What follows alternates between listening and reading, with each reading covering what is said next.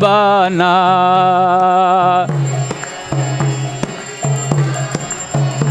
श्रीला प्रभुपाद पतित पावना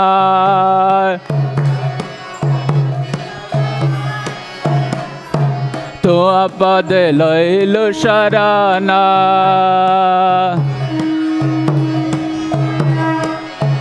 जय प्रभुपादा जय प्रभुपादा प्रभुपादा जय प्रभुपादा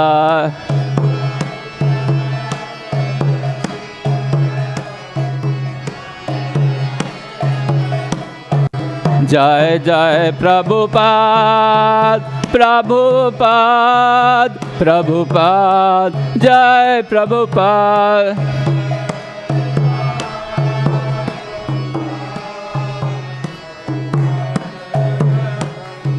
जय जय गुरुदेव गुरुदेव गुरुदेव जय गुरुदेव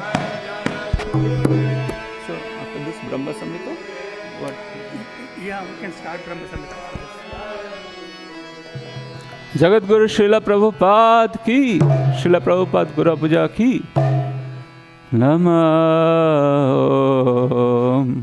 विष्णुपदाय कृष्ण पृष्ठाय भूतले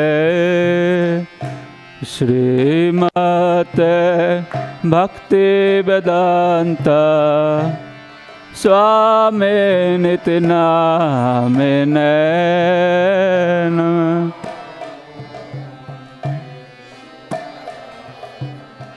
कृष्ण पृष्ठाय श्रीमते भक्ति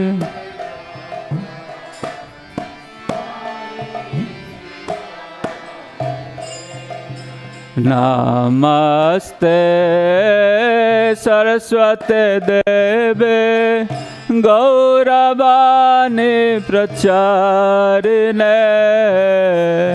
निर्विशेष शून्यवादी पश्चात्देशतारिणे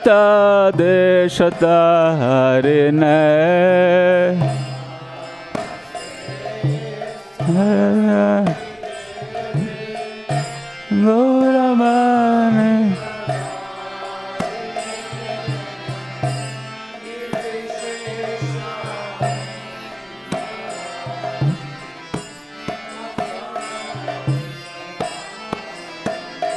जय श्री कृष्ण चैतन्य प्रभु नित्यानंद श्री अद्वैता गदाधर शिवासादि गौर भक्तवृंद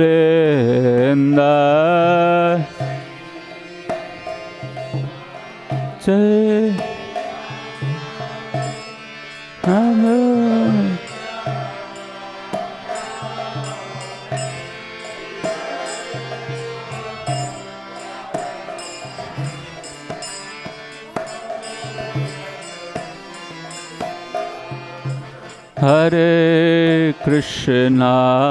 हरे कृष्णा कृष्णा कृष्णा हरे हरे हरे राम राम राम हरे हरे हरे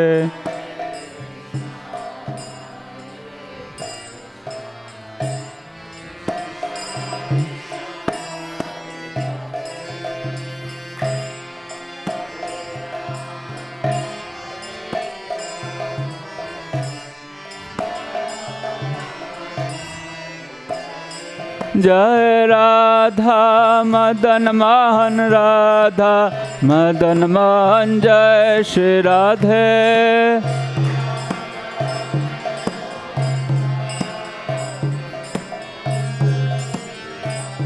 जय महाप्रभु महाप्रभु महाप्रभु जय महाप्रभु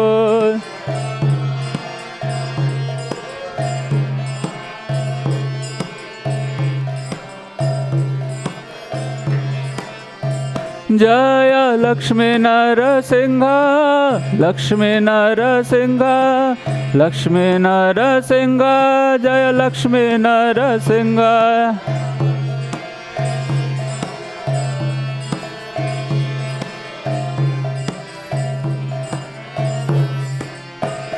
Jai Jai Prabhupada, Prabhupada, Prabhupada, Jai Prabhupada.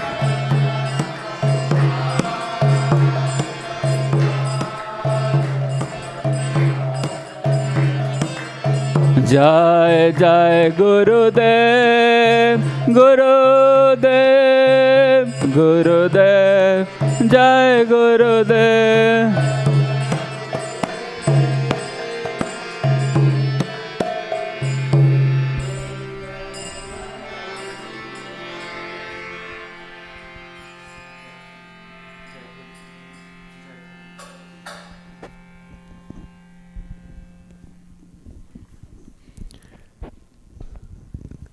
Sri Krishna Chaitanya Prabhu Daya Karo More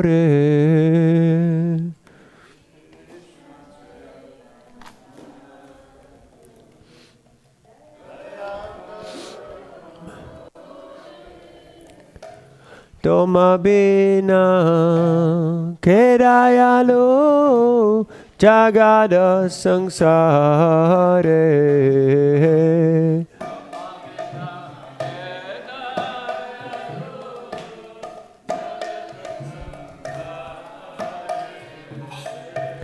Patita Pavana Hetu Sabaya Bhatar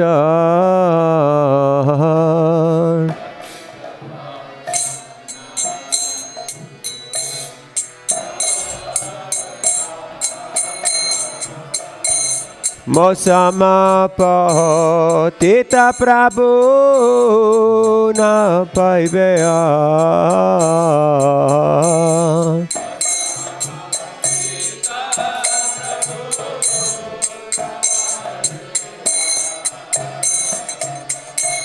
Aha Prabhu Nityananda Premananda Sukhi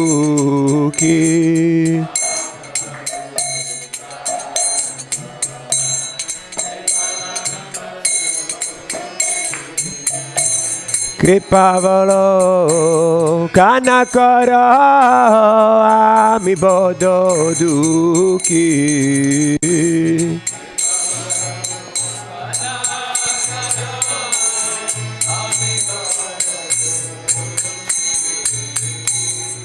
Kripavalo Kanakara Ami Bodo Dukhi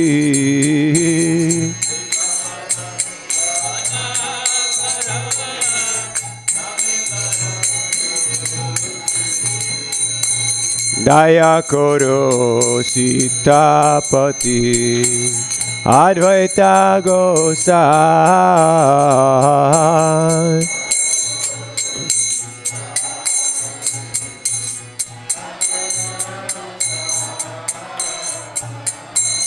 Tava Kripa Balepai Chaitanya Nitai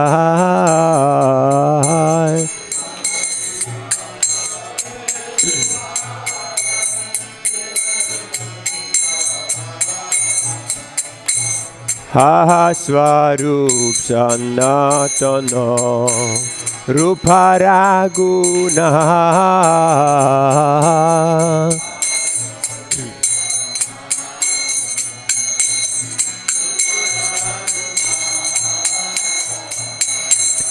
Bata Juga Sejeva Prabhu Lokana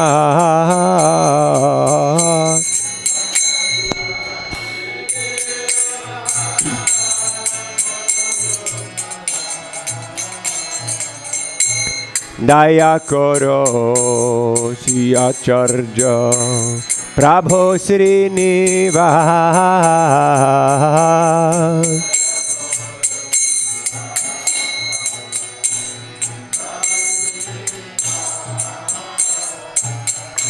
Ramachandra Sangamage Narottamada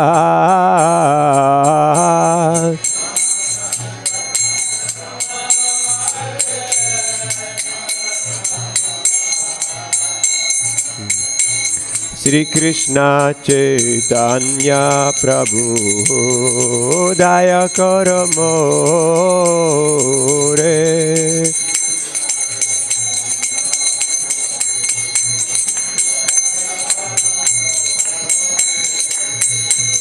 Hare Krishna Krishna Krishna Hare Hare Hare Rama Rama Rama Hare Hare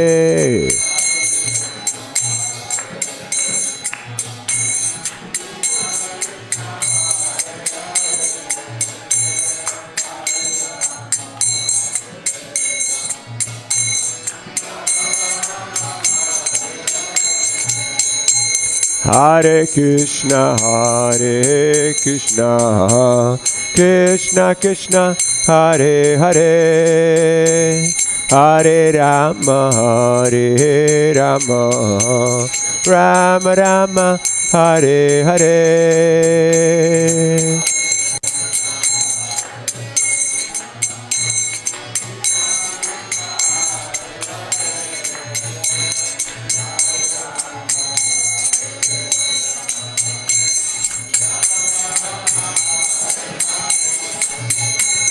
Hare Krishna Krishna Krishna Hare Hare Hare Rama Rama Rama Hare Hare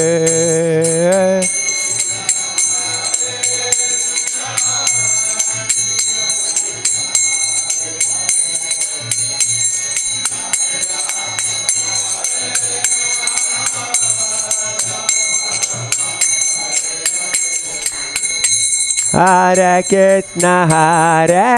Krishna Krishna Krishna Hare Hare Hare Rama Rama Rama Hare Hare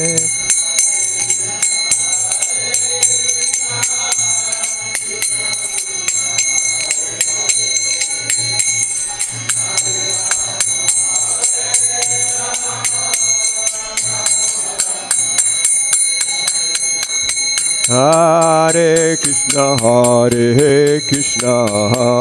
Krishna Krishna Hare Hare Hare Rama Rama Rama Hare Hare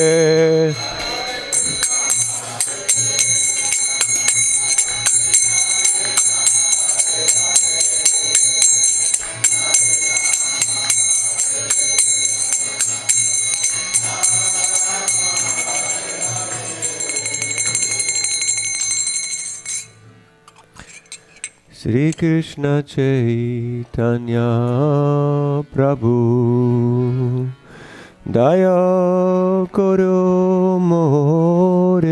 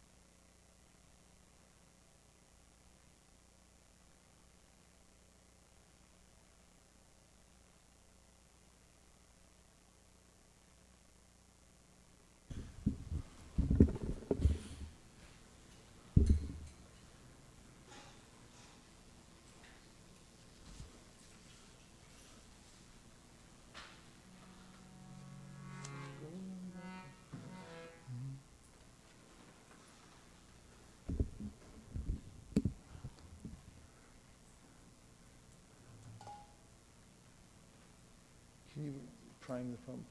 Remind me of the tune.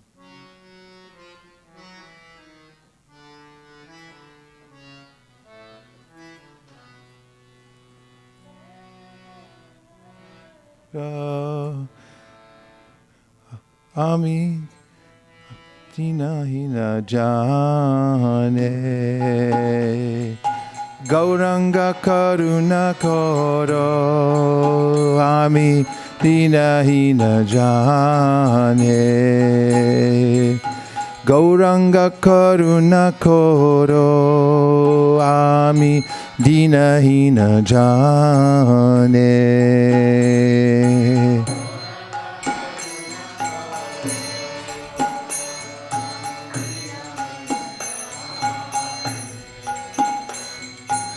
Samopatita Prabhu Nahi Tribhuvane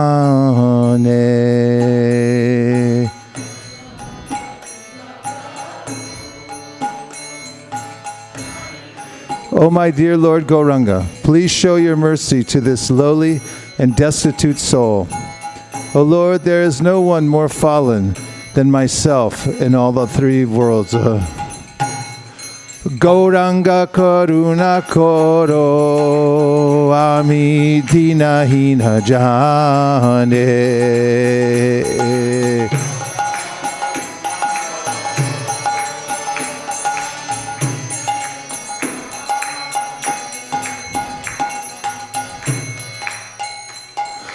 Dante Trina Dori Jora Daki he tomara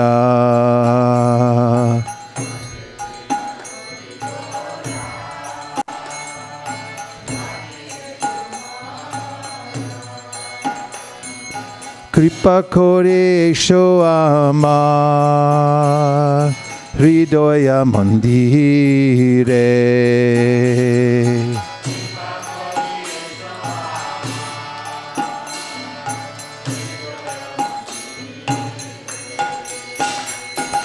Gauranga Karuna Koro Ani Dina Hina Jane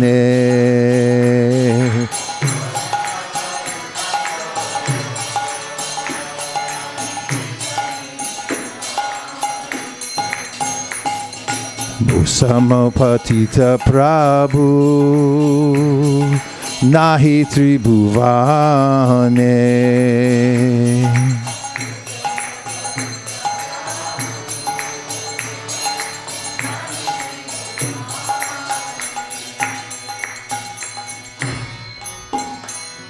Next one, no?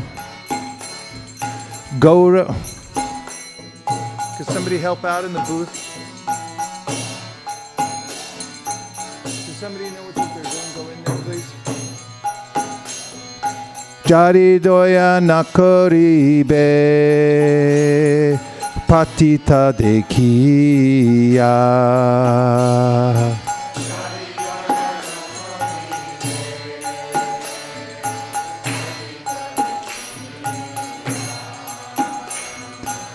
Tita Pavana Nama Kisera Lagia.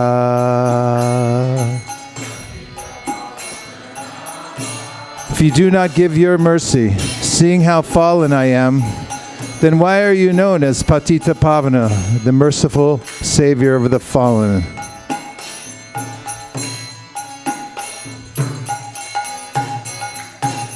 Gauranga Karuna Koro Ani Dina Hina Jane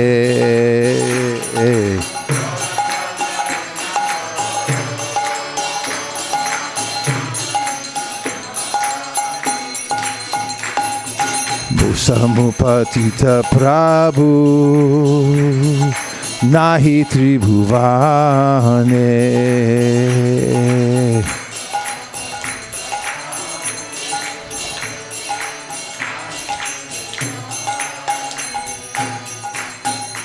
Bodhiche Bhavatupane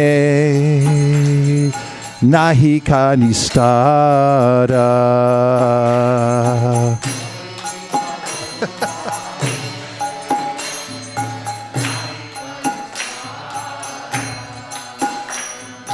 Shichara taranidane dasikoro para. I am plunged amidst the violent hurricane-stricken waves in the ocean of this material world, from which there is no escape. Kindly give me the gift of your divine lotus feet, which are compared to a boat, in which your servant may cross over the ocean of birth and death. Gauranga karuna koro ami dina hina jane.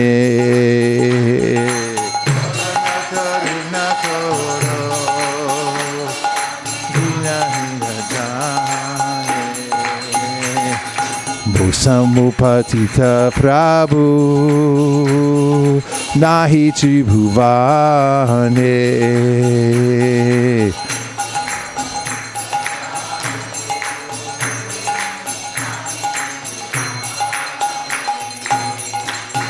Shri Krishna Chaitanya Prabhu Dasiranu Dasa. Shri Krishna Chaitanya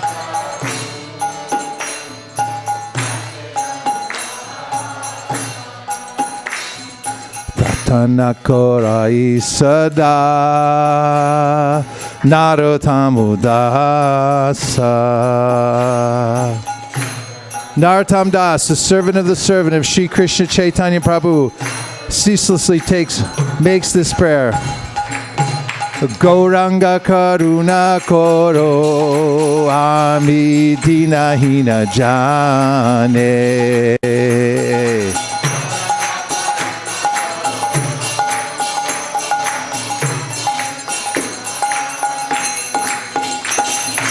Samupatita Prabhu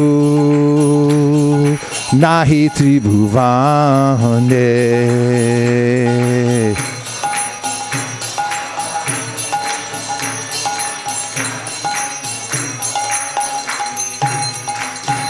Hare Krishna, Krishna Krishna, Hare Hare, Hare Rama, Rama Rama, Hare Hare.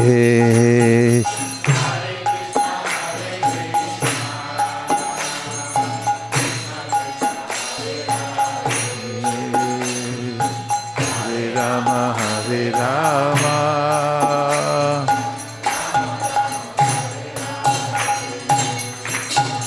Hare Krishna,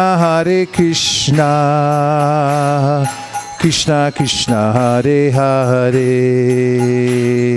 Hare Rama, Rama Rama, Hare Hare.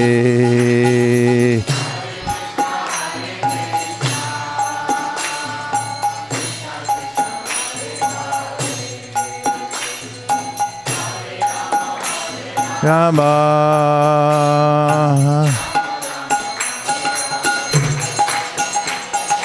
Gauranga karuna koro ami dinahina jane.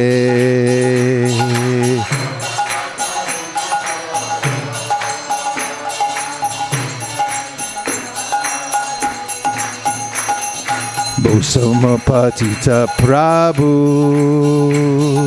Nahi Tribhuvane. Samapatita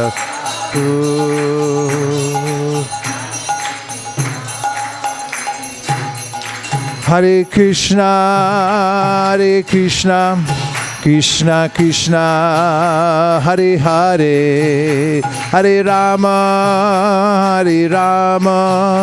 Rama Rama, Hare Hare.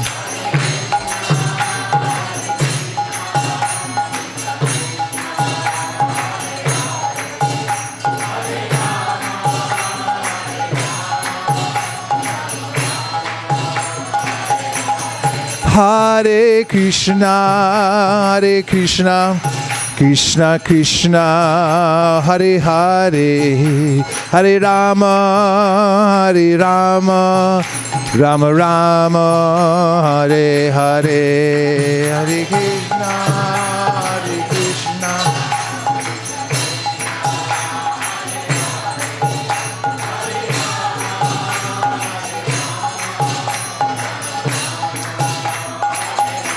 Hare Krishna, Hare Krishna, Krishna Krishna, Hare Hare, Hare Rama, Hare Rama, Rama Rama, Hare Hare, Hare Krishna.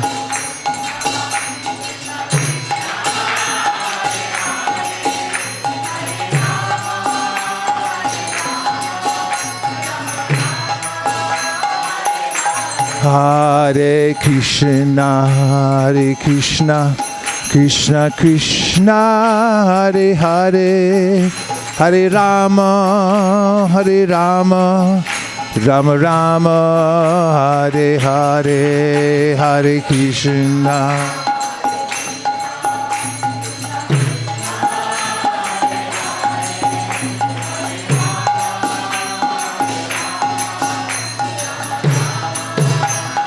Hare Krishna, Krishna Krishna, Hare Hare, Hare Rama, Rama Rama, Hare Hare, Hare Krishna,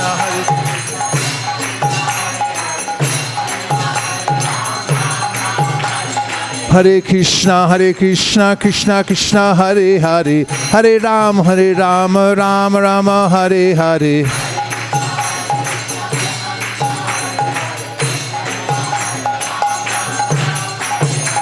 Hare Krishna, Krishna Krishna, Hare Hare, Hare Rama, Rama Rama, Hare Hare.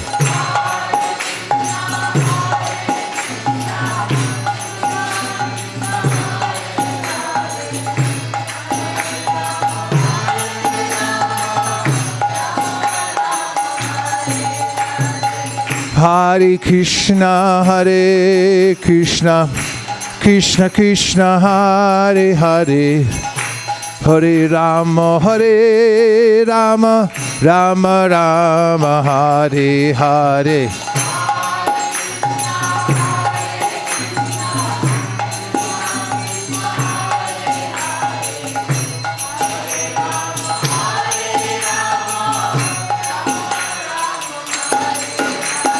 Hare Krishna, Krishna Krishna, Hare Hare, Hare Rama, Rama Rama, Hare Hare.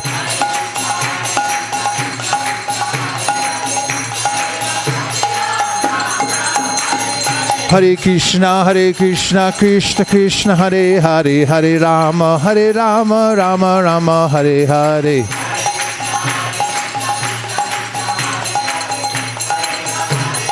Nitai Gaur Haribo, Haribo, Haribo, Nitai Gaur Haribo.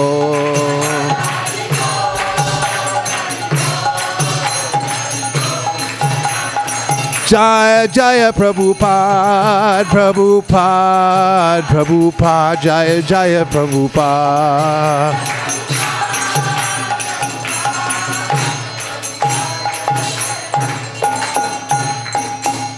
Nitai Gaur Premanande, Shri Harinam Sankirtan ki, Shri Harinam Mahamantra ki, Shri Harinam Prabhu ki, Gaur Premanande. Nitai Gaura Haribo, Haribo, Haribo, Nitai Gaur Haribo.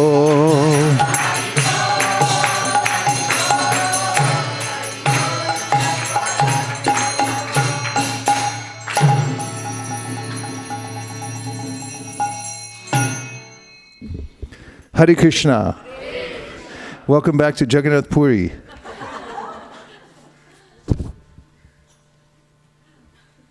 Because wherever your mind and heart is, that's where you are.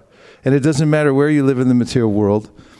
If you're absorbed in the mellows of kirtan, the sound vibration takes you to the sacred place, because the holy name is the best of all personalities and is the most merciful. and can take us by the hand out of the material world at any time. We can be extracted just by chanting the holy name. That's how kind Krishna is, that he comes in the form of his holy name. Anyone can drink water like out of the palm of their hands by chanting. And there we were just transported back to Jagannath Puri. And all of us, because of contributing to the spiritual process throughout this lifetime, when we leave this world, we'll also very easily be able to transport ourselves to that memory of our connection with the holy Dham, the holy name, with our services. Krishna will help us. And from there, according to Krishna in the Bhagavad Gita, one is transferred into Krishna's existence. So by dint of being transferred even in this lifetime. So the chanting of the holy name must go on always. Devotees in their homes or offices or wherever they are, they're always itching to grab the bead bag and continue chanting.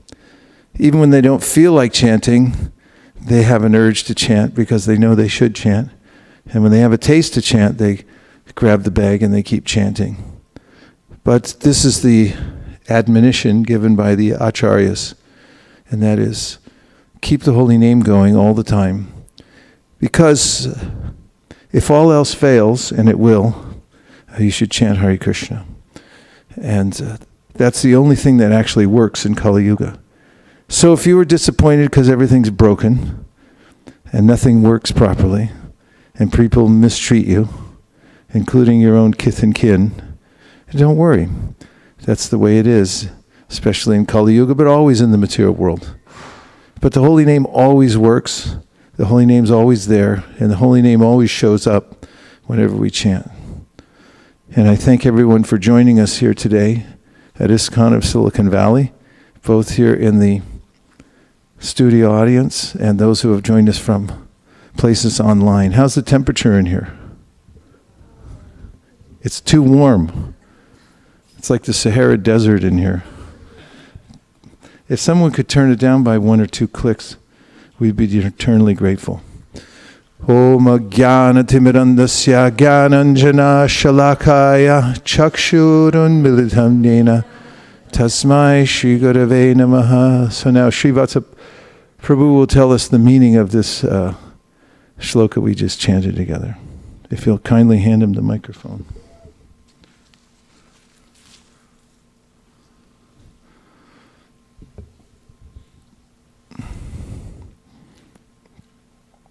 Expound.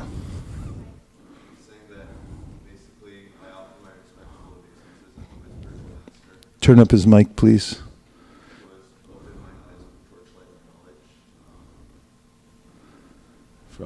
He's opened my eyes and relieved me from ignorance. Hold that right in front of your mouth, please. He's opened my. I pay my obeisances to my spiritual master, who has opened my eyes and relieved me from ignorance through the torchlight of knowledge. Can you give a little bit of an exposition of what ignorance is? Where does ignorance come from? Ignorance is when you don't know, when someone doesn't know their relationship with Krishna. And that is, the Gurudev helps get rid of that, because Guru educates their disciple on their relationship with Krishna, how they could serve Krishna in a better way. Could you give us some shastra to back up any of those things? Someone can help him by grabbing a shloka book and giving it to him. Let's see who wins. Navina.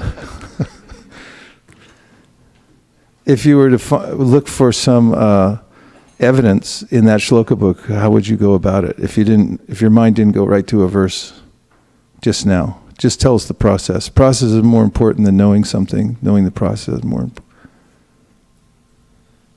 I'd probably go to the index and then. Here's an educated devotee. Go to the index, yeah. And what would you look under? In the index, I'd probably look for something like relationship with Krishna or Guru or. Okay. Or You I'd go look- ahead, you look it up and find us some evidence to back up what you're saying.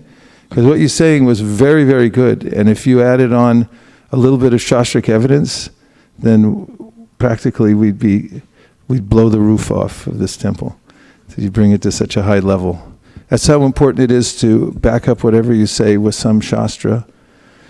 Even if it's very simple, then your words are infinitely more meaningful because you can say where it came from. What you said was excellent.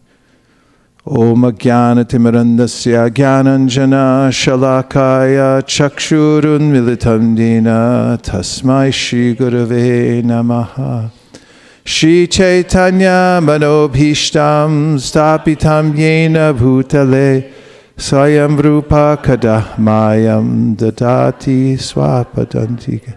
Muni should tell us what this verse means. What is it called? This is the Shri Rupa Pranam. Correct. And I think it talks about we're paying respects to Shri Rupa Goswami. Don't ever start with it, I think, because then it weakens the whole sentence. If you're going to say something wrong, go down in flames and just say it. Okay, go ahead. In this verse, it talks about paying respects or obeisances to Srila Rupa Goswami because he established this scriptures, I think, scriptures, and it talks about falling onto his lotus feet. I'm not sure. No, don't say I'm not sure. Okay. Just stop at the end. Yeah. You don't have to add on, I'm not going to say this very well or anything. Just leave that out. So very good. Excellent. Let's talk about Manobhishtam. Does anybody have an idea what that means? Shri Chaitanya Manobhishtam. First of all, who's Shri Chaitanya? Chaitanya Mahaprabhu. Shri Chaitanya Mahaprabhu is who? Krishna himself. Use the mic. Krishna himself. How do you know? Shastra. Call a friend.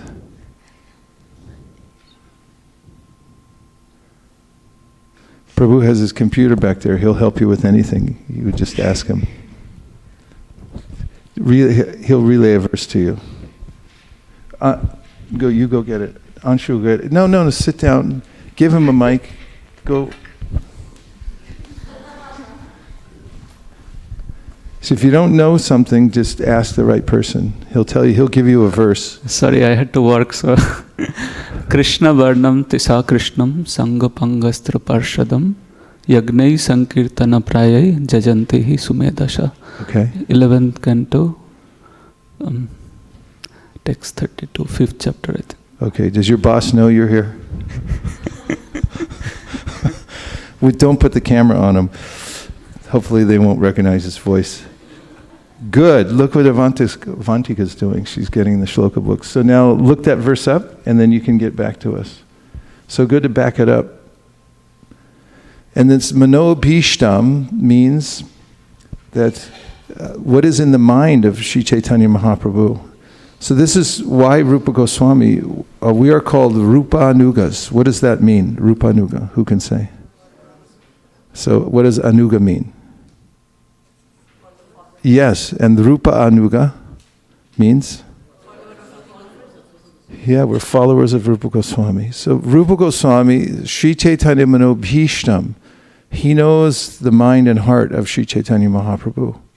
So this is his qualification. He's such an intimate associate of Sri Chaitanya Mahaprabhu. He understands what his purpose is, what his inner intention, his feelings, everything. So we're following such a person. And at all times in devotional service, we're followers. And this is the secret to success. If one follows in the footsteps of the great devotees.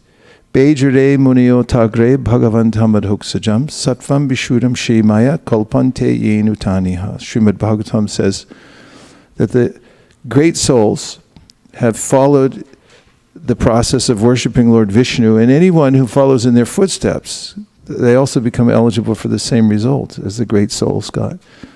So we become servants of the servants of the servants in the sense that we serve their order and we serve their mood and method. And we know Rupa Goswami to be the Manobhishtam, the one who knows the mind of Sri Chaitanya Mahaprabhu. Does anybody know, can recite a pastime from the Chaitanya Charitamrita in which this is revealed most profoundly, how it is that we know that Rupa Goswami knows the mind of Sri Chaitanya Mahaprabhu. And luckily, Navina Nirada Prabhu, who is the first Bhaktivedanta recipient, had just walked in the room and can help us with that.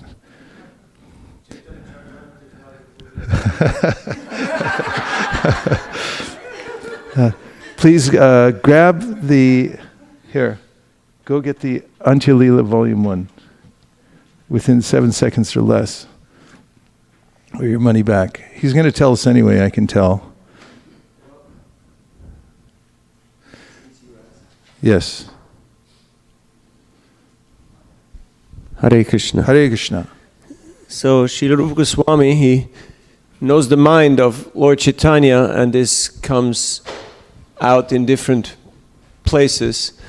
But the one place I think that you were hinting towards is when he wrote a very particular verse, and he had that verse and he put it in the roof of his hut, the straw roof. And when Mahaprabhu came, he read that verse, and he was very surprised to see how much Rupa Goswami was in touch with his heart and his inner purpose. So you will tell us what exactly that This verse was a verse that Chaitanya Mahaprabhu was speaking during the Rath Yatra. The Rath Yatra is a very feeling festival, Prabhupada used to say. And this is a festival of rasa between Radha and Krishna. And when Chaitanya Mahaprabhu comes to the Rath Yatra, he is representing the side of Srimati Radharani, and Krishna is there on the chariot. And she's drawing him back to Vrindavan. And during that festival, Chaitanya Mahaprabhu quoted many verses. In fact, you'll find throughout his Leela that the way in which Mahaprabhu enters deeply within the mood of Vrindavan is to remember verses, or his associates would recite them and invoke these sentiments that would come from Sri Chaitanya Mahaprabhu. So this is our process. The process of advancing in devotional service has to do with the sound vibration. Now Chaitanya Mahaprabhu was in such ecstasy during the Rath Yatra that it's important for us to note the kinds of verses that he was saying.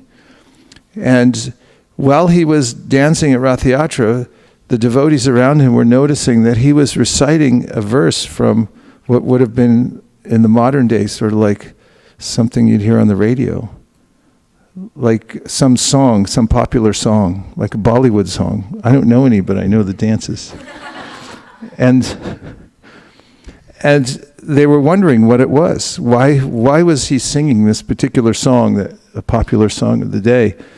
And then when Rupa Goswami wrote this verse, he was actually he understood the mind of Chaitanya Mahaprabhu, why he was saying that verse, and he put it into the modern or into the direct context in which he meant that song, and he wrote a parallel verse to glorify the relationship between Radha and Krishna in Vrindavan.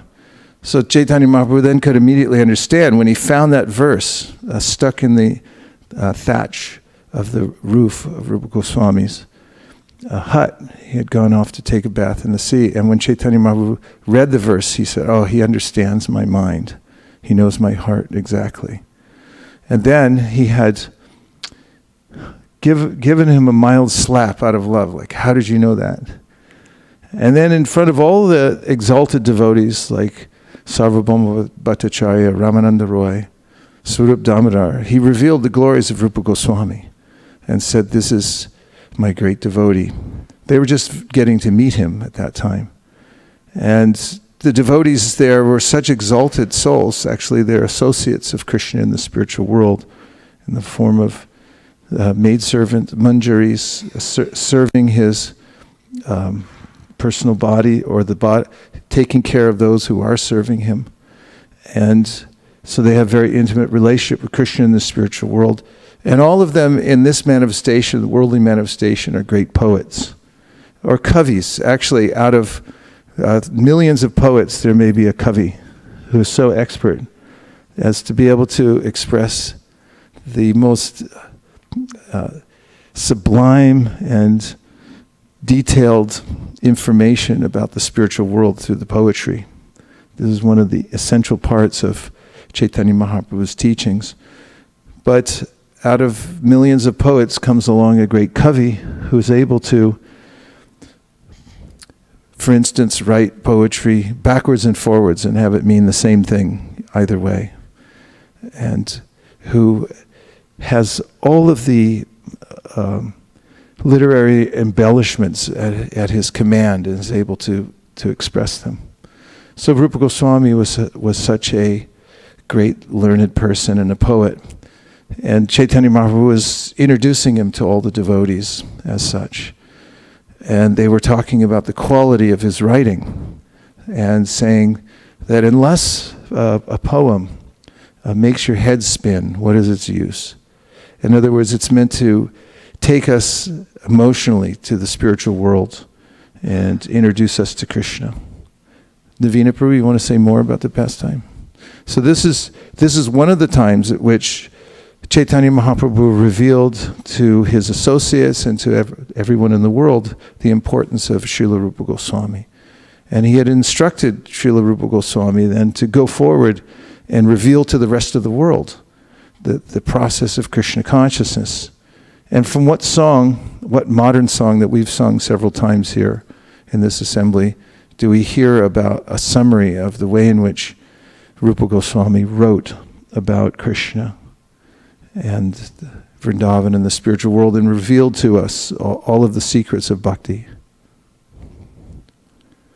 Hari Harai Nama Krishna? Nope. Not exactly, but we can accept that. The one I'm thinking of is by Srinivasacharya, Shad Goswami Ashtakam. He starts off Nana Shastra Vichara Naika Nipuno. And this says that the Goswamis of Vrindavan, especially Rupa and Sanatan, had revealed the essence of all the scriptures. They had gone through them meticulously and then brought out the essence of them all. After all, it's not so easy to enter into the Vedic scriptures, as Krishna says in the Bhagavad Gita, Traigunya Vishaya Veda, Nistraigunya Bhavarjana, Nirdvanvos Nityasatvasto, Yoga Kshemam Yadatmavan. No, sorry. Tri Yoga. I can't hear from a distance, so I'm just going to say the verse over again. It's Traigunya Vishaya Veda, Nistraigunya Bhavarjana, Nirdvanvo Nityasatvasto, Nir Yoga Shema Atmavan. So he's indicating here that there's a way that one should not simply accept the wholesale presentation of the Vedas, because much of it, although it's like one tree, is irrelevant to us. It's about the three modes of material nature and how to live happily or more justed life in the material world. But one should know the purpose behind the Vedas. Yavanartha udapane sarvata samplutodike tavan sarveshu vedeshu brahmanasya vijanataha. He said, if you know the purpose behind the Vedas, then you can take the benefit from it. In the same way that if you have a flowing river, then you get all the benefit of the tiny little wells that are around town that are used for various purposes.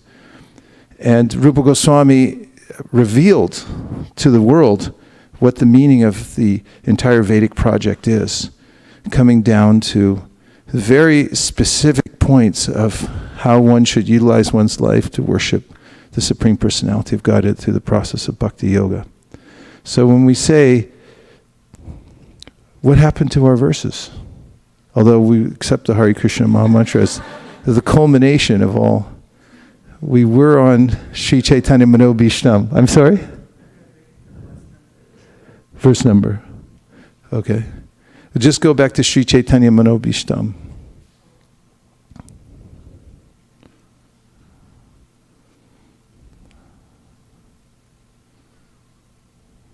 This is how my brain works. Now you see how my brain works. Where was that again? Jai Radha. At least it's good stuff, though. If only.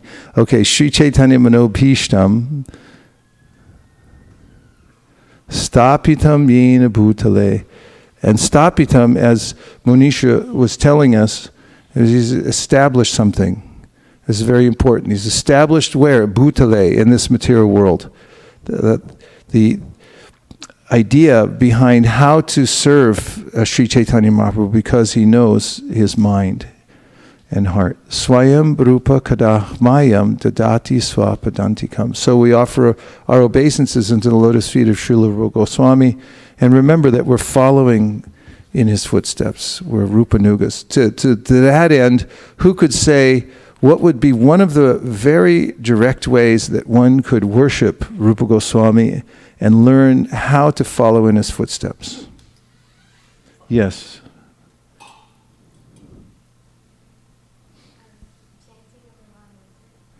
Okay, but you only get partial credit or no credit because the microphone wasn't on. We may have to hire an IT person this morning because... Green microphone, please. Okay. Chanting of the Maha Mantra. Why did you say that? Because, no matter Krishna doesn't see... you don't need to have any qualifications to chant as long as you're chanting with love and devotion. But how does that connect to following Rupa Goswami? Because Rupa Goswami was chanting 24 hours a day, and I know that...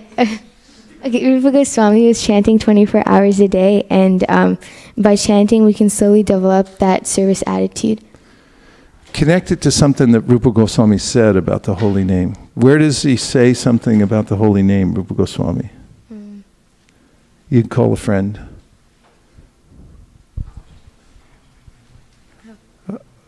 We have a ringer in the back.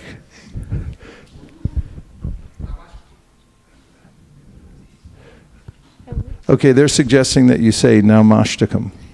So say that. Say Namashtakam. In the microphone.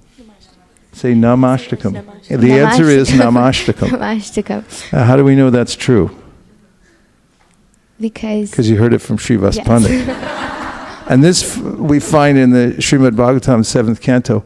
When the demons, the demigods rather, came to take away Kayadu, who is the wife of Hiranyakashipu, they had speculated that because Hiranyakashipu is the biggest demon of all times, wait till his son comes out, and then the whole universe is really going to be in trouble. So they were trying to do damage control. So they came and they stole away the wife of Hiranyakashipu while he was off doing some more austerities. And as they were taking her away with the intention that they would keep her until she gave birth and they would kill the child. And who intervened? Yeah, Narada Muni intervened, and he told the demigods that actually, you don't know it, but there's a great soul within the womb of Kayadu. And here Prabhupada gives the example of the parampara, because then the demigods, and this is why they are demigods, they simply accepted what he said. And they said, okay, if Narada said it, it's good. So here at ISV, if Srivas Pandit Prabhu says it, we accept it. But then we might want to look up Namashtakam. And did you find something from Namashtakam? If not, somebody can bring you a copy, because we have over here. So, well, look, Srivas Pandit Prabhu, he delivers on all levels. And everyone should have such enthusiasm for Shastra that you keep it somewhere near you so that you can always find it and reproduce it, because it should be your joy in life to be able to find the connection between one thing and another and continue following the thread throughout the day, throughout the week, throughout your life. So tell us one verse from the Namashtakam and tell us why it's relevant. I'll just help you, because it's relevant because Rupa Goswami spoke it, and that's how you're trying to connect. So just tell us one verse from that Namashtakam, because we're trying to see why it's important to chant Hare Krishna. The second verse. Second verse? Not the second verse. So say it definitively and authoritatively. Why say it as a question mark at the end? If you're making a statement, don't put a question mark at the end like the second verse. Just say the second verse, and here's why. The like second that. verse, because the translation says, O Harinam, all glories to you, sung by all the sages. You are the supreme combination of syllables, and you bring transcendental bliss to everyone. If a person utters you but once, even disrespectfully, still you relieve his many extreme sufferings. And who wrote that? Srila Rupa Goswami. Okay, that's a good connection, right? So that's some way you could back it up and say, this is why I'm asserting that Rupa Goswami, by chanting Hare Krishna, I'm following Rupa Goswami. And here's why. It's in the Namashtakam. And here's the second verse. And you quote it, right? Good. Okay, so any other points? Yes. We have a verse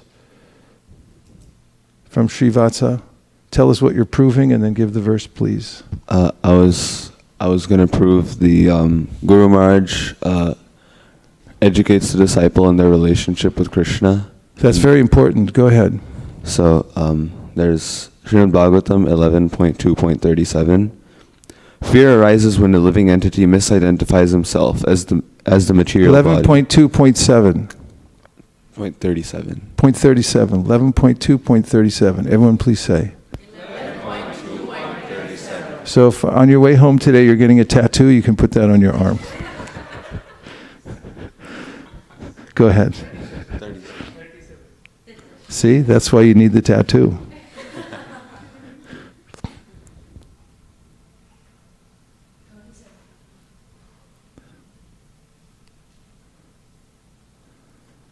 Go ahead. Fear arises when a living entity misidentifies himself as the material body because of absorption in the external illusory energy of the Lord. When the living entity thus turns away from the Supreme Lord, he also forgets his own constitutional position as a servant of the Lord. This bewildering, fearful condition is affected by the potency for illusion called Maya. Therefore, an intelligent person should engage unflinchingly in the unalloyed devotional service of the Lord under the guidance of a bona fide spiritual master, whom he should accept as the worshipable deity and as his very life and soul. So tell us the thought process. Why did you pick the verse? Initially, it was very hard to find this verse because in the index, it was at the bottom. So there are a lot of other parts under the section of spiritual master that talked about delivering the disciple and other like similar topics such as like what I was looking for, and that referred to verses in the Prema Bhakti Chandrika and the Guru Vashtakam, and it wasn't exactly what I was looking for. But then just a sec.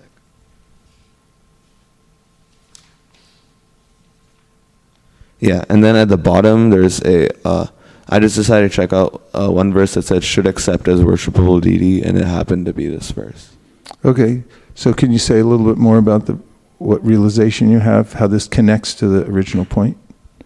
I think it reinforced the idea that first of all, when someone doesn't understand the relationship with Krishna, initially like I thought it was like it's just due to simple ignorance, but this verse talks about it as one of the worst conditions. It's a very fearful condition to live in because it leads to constant suffering, basically, and that can be relieved if one serves the spiritual master with the attitude that he's like a deity. Okay, excellent. Let's look at the Sanskrit of the verse. This is an extremely important verse from the Srimad Bhagavatam, and I'll say the word for word first, so we get an idea what the verse is. I'll say, please repeat. Bhayam, fear. Dvitiya, in something seeming to be other than the Lord. Literally, what does dvitiya mean? That's those two things. So we find it in the word dvija also, right? Dvi. What are the dvijas in this world? What are all the twice-borns that you know about? There's 3 of them. There's 3 altogether. 3 dvijas in Sanskrit. Okay, so there's a Brahman. Why is a Brahman dvija? Because you're born once from your mother and father, and then twice when? When you get diksha, then that's your second birth. What's another dvija? Shraddha said a bird, and Navina Narada Prabhu is showing us Garuda back there. So a bird, why is it dvija? First born as an egg, and then is born from the egg. 1, 2, dvija. Ja means birth, right? So dvija, 2 births. And what's the third dvija? Teeth. Because you get 2 sets. You're born, first they come out when you're born, and then they all fall out and they come back again. So birds, second initiated, and teeth. These are all dvija. So here, dvitiya means in something seeming to be other than the Lord. So what does that mean? What philosophically, what is the second thing that's seeming to be other than the Lord? And why does it use the word seeming to be other than the Lord? This is we're following a good philosophical course here. When we hear the word seeming, what does the word seeming mean?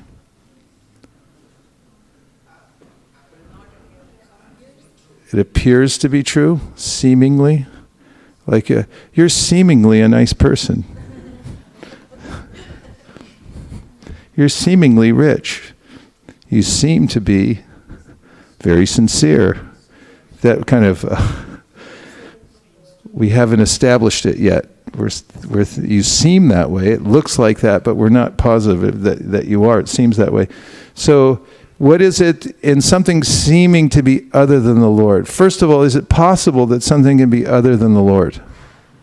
You're saying, Sukeshwari is saying no, so give her the microphone, she'll back up her statement. Prabhu, I was Stand strong and defend. Actually, I what I was going to say is something seeming to be other than the Lord. You're seeming because you know that it's wrong. In a sense, there's nothing that can take the position of the Lord. But you might be in illusion and thinking something has taken the position of the Lord. Is that? I want proof. We want Sanskrit. Please, prove it. Wait. First you do, and if you can't do it, don't bail out so fast, everybody. If you stand strong and wait for Krishna to reveal it in your heart, you're all learned personalities. You've studied Bhakti Shastri, some of you Bhakti Vaibhav, you know the answer. So just don't freak out and start looking around the room for others. Look within and see if Krishna will reveal it to you. And if not, ask your neighbor. Okay, go ahead. Prabhu, we just speak like a pundit. So this is like Krishna mentioning in Bhagavad Gita that all of them are, strung as pearls in the thread. So everything is connected. So Gandharvika Mataji is helping me. She says that it's something. I mean, personally, I didn't get that point. But to me, I was just thinking that anything. No, wait, keep going on the Bhagavad Gita verse. That's a strong verse you can stand on. Defend it's Bhagavad Gita 7.6. Etad yonini bhutani sarvaniti upadharaya aham krishnasya jagatah prabhava pralayastata. All created beings have their source in these 2 natures. Of that is material and that is spiritual in this world. Know for certain that I am both the origin and the dissolution. Very good. Now let's look at the verse she's quoted. All created beings have their source in these 2 natures. There's dvitiya, of all that is material and all that is spiritual. Know for certain that I am both the origin and dissolution. That's a very good verse. That's right on the money for helping prove the case. Now defend it. There's nothing that can exist without Krishna. And that you can quote this and defend it very strongly, right? Yeah, absolutely. Excellent. So there's nothing like, you cannot seemingly think of something else other than when you're talking about Krishna. Well, you can seemingly think of something else. That's the point. There's only one thing, but it might seem like there's 2 things. That's our point, isn't it? So is it talking about the duality of the material world, where my understanding is in spiritual world there is no duality. Like you say Krishna, you're actually in touch with Krishna. But here we're talking about 2 worlds, 2 natures, right? What are the 2 natures? The material and the spiritual nature. Yeah, and one of them's Krishna and the other one isn't, right? The other one is also Krishna. Ah, okay. I mean, it's just that tell us about that. I was just thinking about this yesterday. I was thinking that even though you are so much into Krishna consciousness, how is it that you're getting attracted towards things that is material? And then it just dawned on me that even the material nature is Krishna's. It's illusory. I mean, it's not the best thing to happen, but there's nothing away from Krishna. So we are getting attracted to Krishna even in that. But then we have to make a choice that if I get attracted to the illusory energy of Krishna, I will suffer eternally. I cannot exist without it. Here's the question then. If it's both Krishna, how can one be illusory? And Shraddha's going to answer the question because she's been trying to get in here for the last 5 minutes and I keep skipping over her.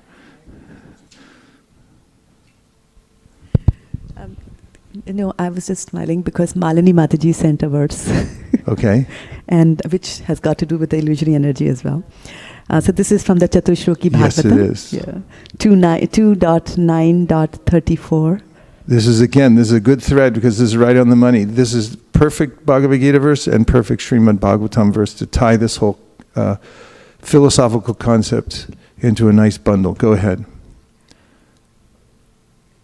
Rite ritam yat pratyeta na pratyeta chatmani tad vidyat atmano mayam yata bhaso yata tamaha. Translation is, O Brahma, whatever appears to be of any value, if it is without relation to me, has no reality. Know it as my illusory energy, that reflection which appears to be in darkness. Okay, now you propound on this verse. Expound, I should say. Yeah, so I was just going to connect it with the word seemingly.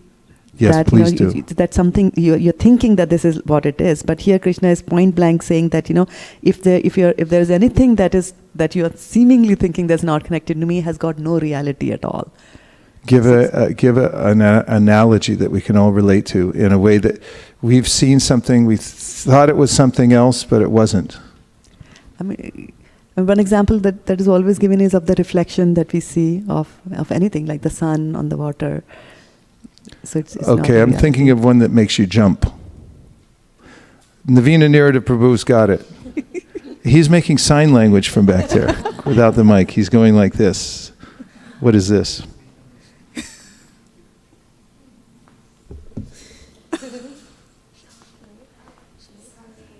It's a bird. Yeah. Okay, what is this? This is a snake. Yeah. That's not a very good one, but I guess. Sometimes it's not a very good snake. I got to work on that. Okay. You can mistake a rope to be a snake like that. Tell us. Give us a scenario. Paint a picture. You're walking home at night. Well, I was just going to quote from the story of Bilwa Mangal Thakur. Okay. Where actually it was a snake and he thought it was a rope. And it was dangling from his girlfriend's home and he wanted to badly meet her. Okay. So he thinks that it's a rope and he climbs it. All right. And then when she asked that, how could you come up? The doors were all locked. He said, but didn't you let down the rope for me? He says, which rope? And then they go outside to see and it was actually a snake there. So, okay. So that's an illusion. And then there's also, you're walking home and on your porch at night, before you turn on the lights, you jump because you saw a snake, right? Yes. But when you turn on the light, you find out that it was a what? Yes. Correct. Rope, snake, they look the same when there's darkness. But when you turn on the light, you find out that the so-called the seeming snake was a rope. So this is how one might think seemingly that the material world is different from the spiritual world. Okay, Hansapriya about 10 minutes ago was trying to get in, so right after your next point, she'll make hers. No, I was just saying that I was thinking of an all-encompassing verse, which is the first one from Brahma Samhita. Yes. It says, it's in the end, it says, Sarva Karana Karanam. So for every cause is Krishna. So how can anything be different from That's a Krishna? very important point, and I'm going to read you a verse from the 10th canto of the Srimad Bhagavatam that relates to that you might find life-changing in a positive way. So if you don't want your life changed in a positive way, please cover your ears or go out of the room. This is from sorry about that.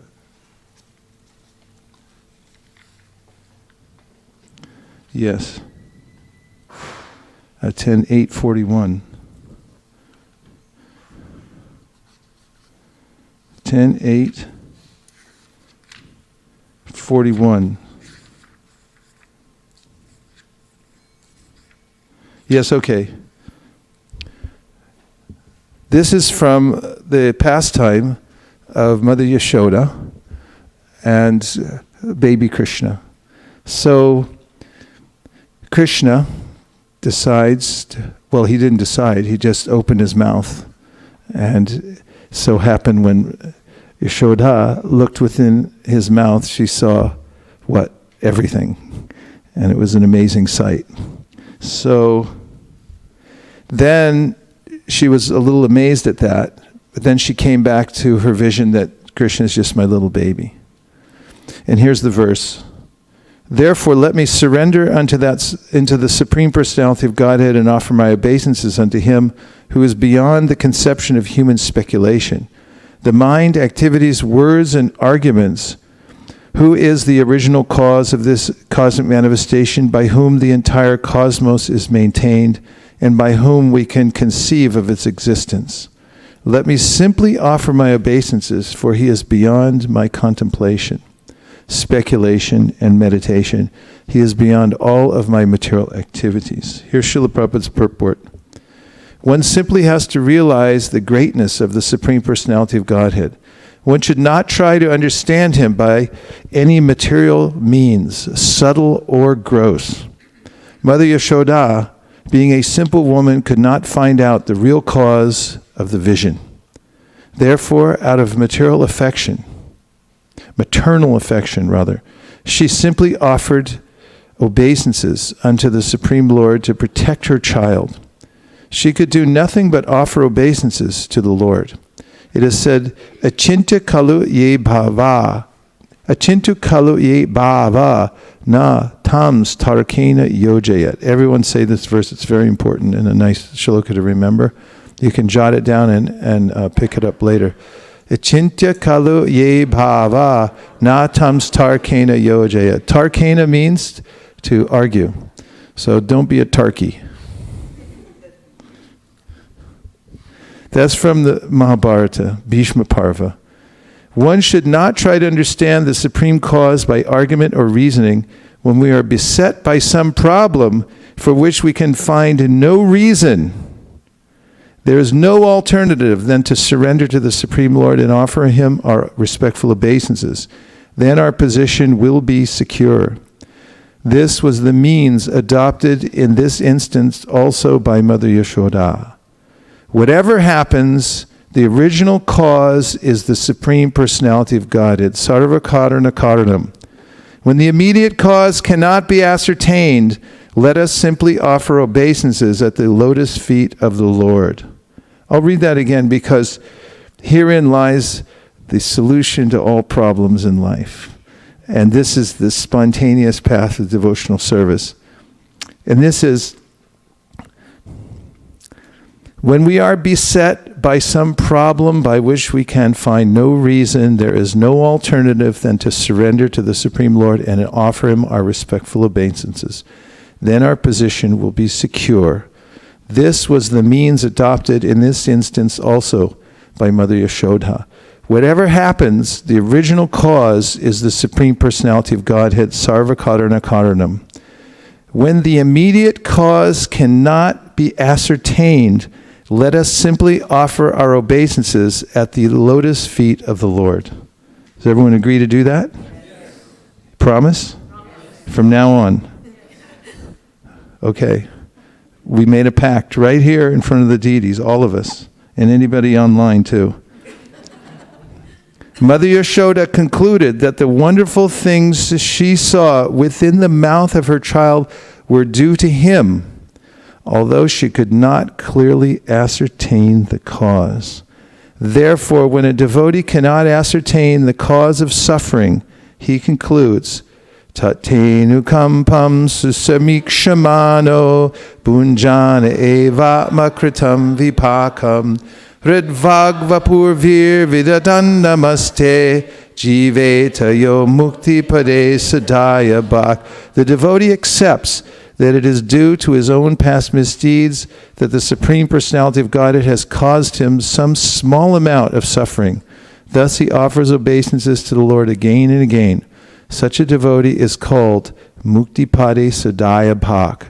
That is, he is guaranteed his liberation from this material world.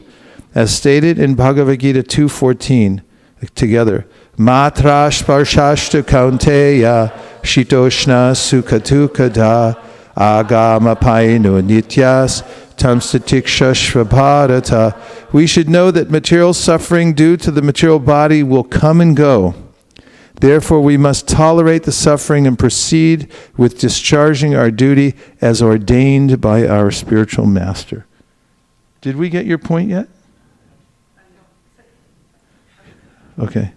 All right. So this is all going to this very important point.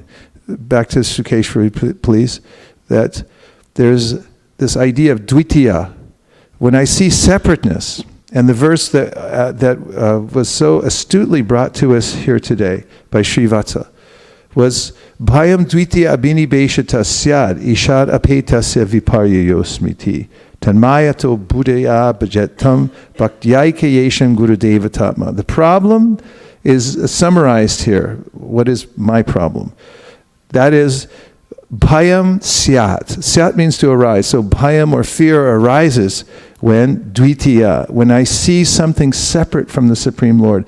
I receive suffering and I think it's coming from some other cause other than my existential position in connection to the Supreme Personality of Godhead. And when one identifies everything that's happening to us as coming back to the Supreme Personality of Godhead and my relationship with Him, or the lack thereof, then I begin to come towards truth. Bhayam dvitiya abhinibeshata syad. Ishad means God. Ishad means the Supreme Consoler. Where else do you hear Isha? Loud.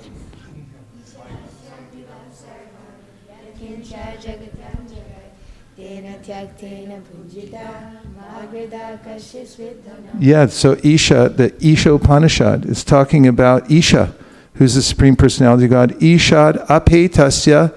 If you're in opposition to Isha, the Supreme Personality of God, or the Supreme Controller, apetasya, you turn around the other way and say, there is no God. Or I'm God, or we're all gods. There are a lot of people, they have different philosophies. Some people say that there is no boss. That means like there's no God. There's no real person in control. Whatever way you want to interpret reality, that's fine. Postmodernism, and any interpretation is as good as another because there ultimately is no supreme absolute truth. And then somebody else will say, well, you become the boss. And then the devotees say, Krishna's the boss. So, Ishad apetasya viparyo smriti, when you get in a position where you think there's no boss, or I'm the boss, then you're in trouble. You're in a reverse position because actually we're servant of Isha. And so, Ishad apetasya viparyo smriti means your intelligence is wrong. It's in the wrong position. And therefore, everything you see and do in this world is going to be wrong also. You have the wrong equation. So how to turn it around? Tanmaya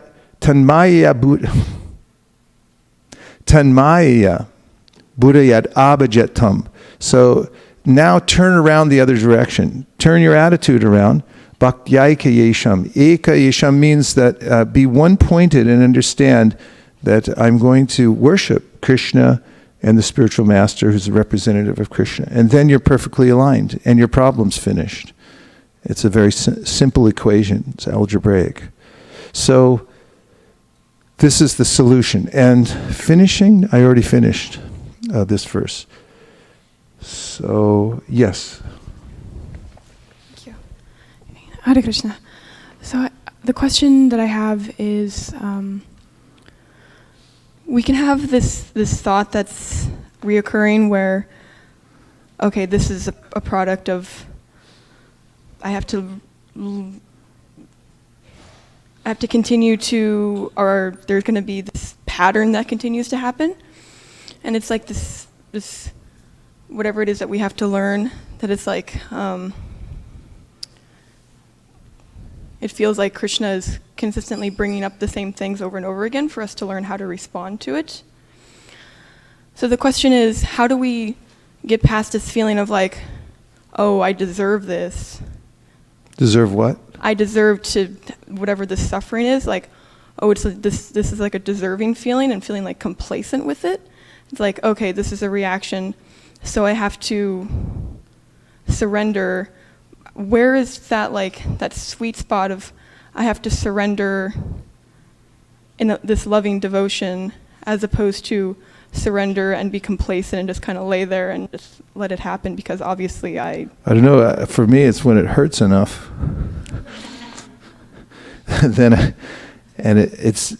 I've when I've suffered sufficiently and I just say no mas, I give up. I can't handle this anymore.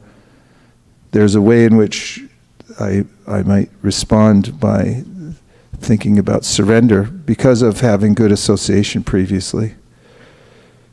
There are philosophies in the world. For instance, there's a philosophy called Stoicism, in which people conceptualize that we're simply meant to be stoic against all the miseries of the material world. And Prabhupada points this out. Actually, he spoke about that once on a morning walk. Someone told him about the philosophy of Stoicism.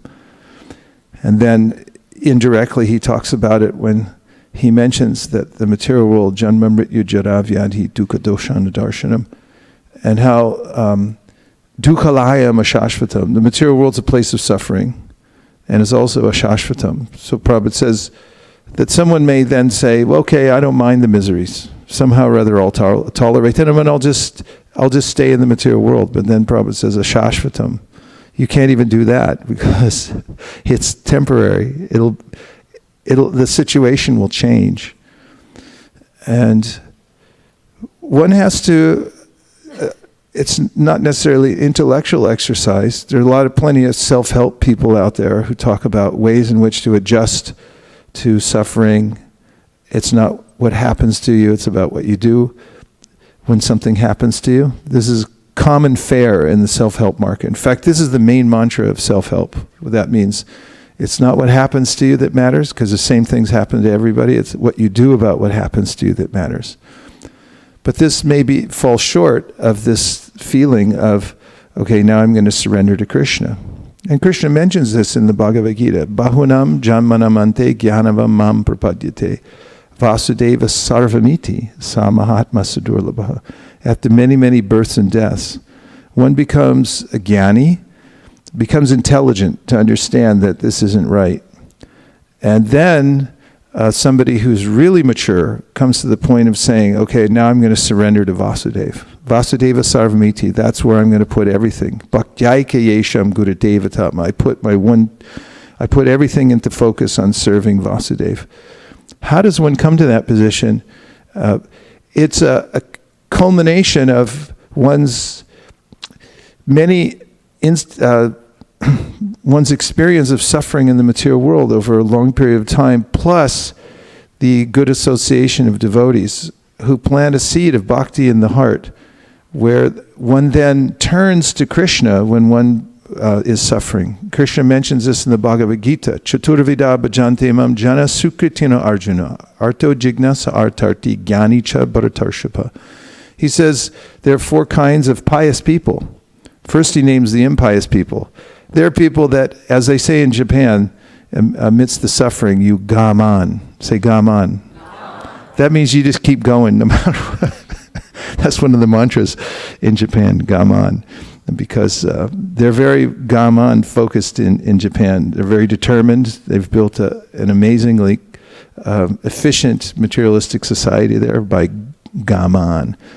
So before I have this good association of devotees, as I'm suffering in the material world, I may decide to gaman. Come on, help me out here. Yeah.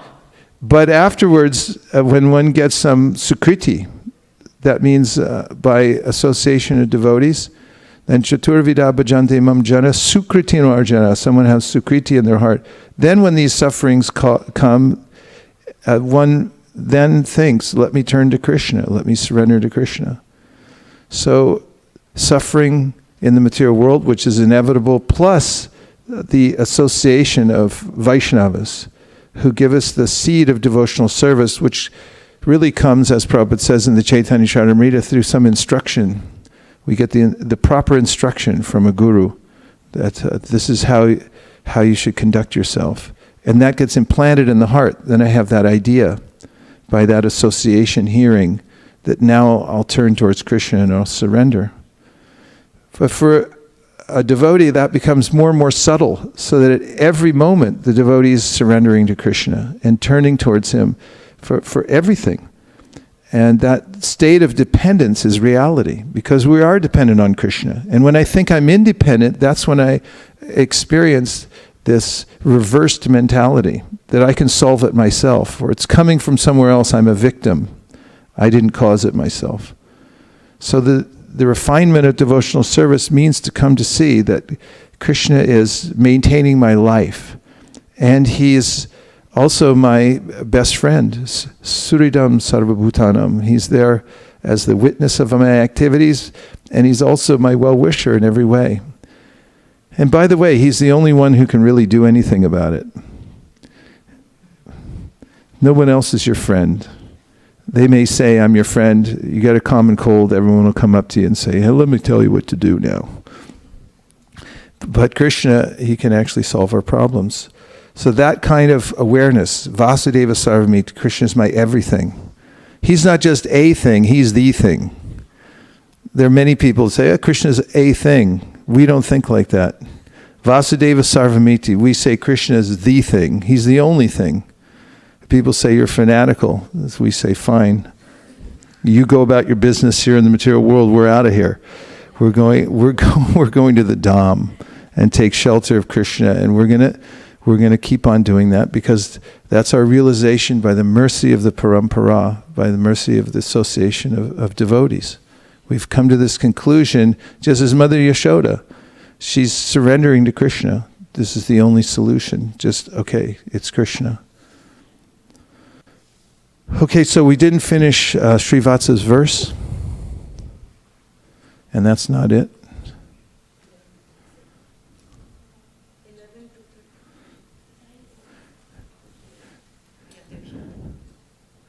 Okay, we're on the word for word.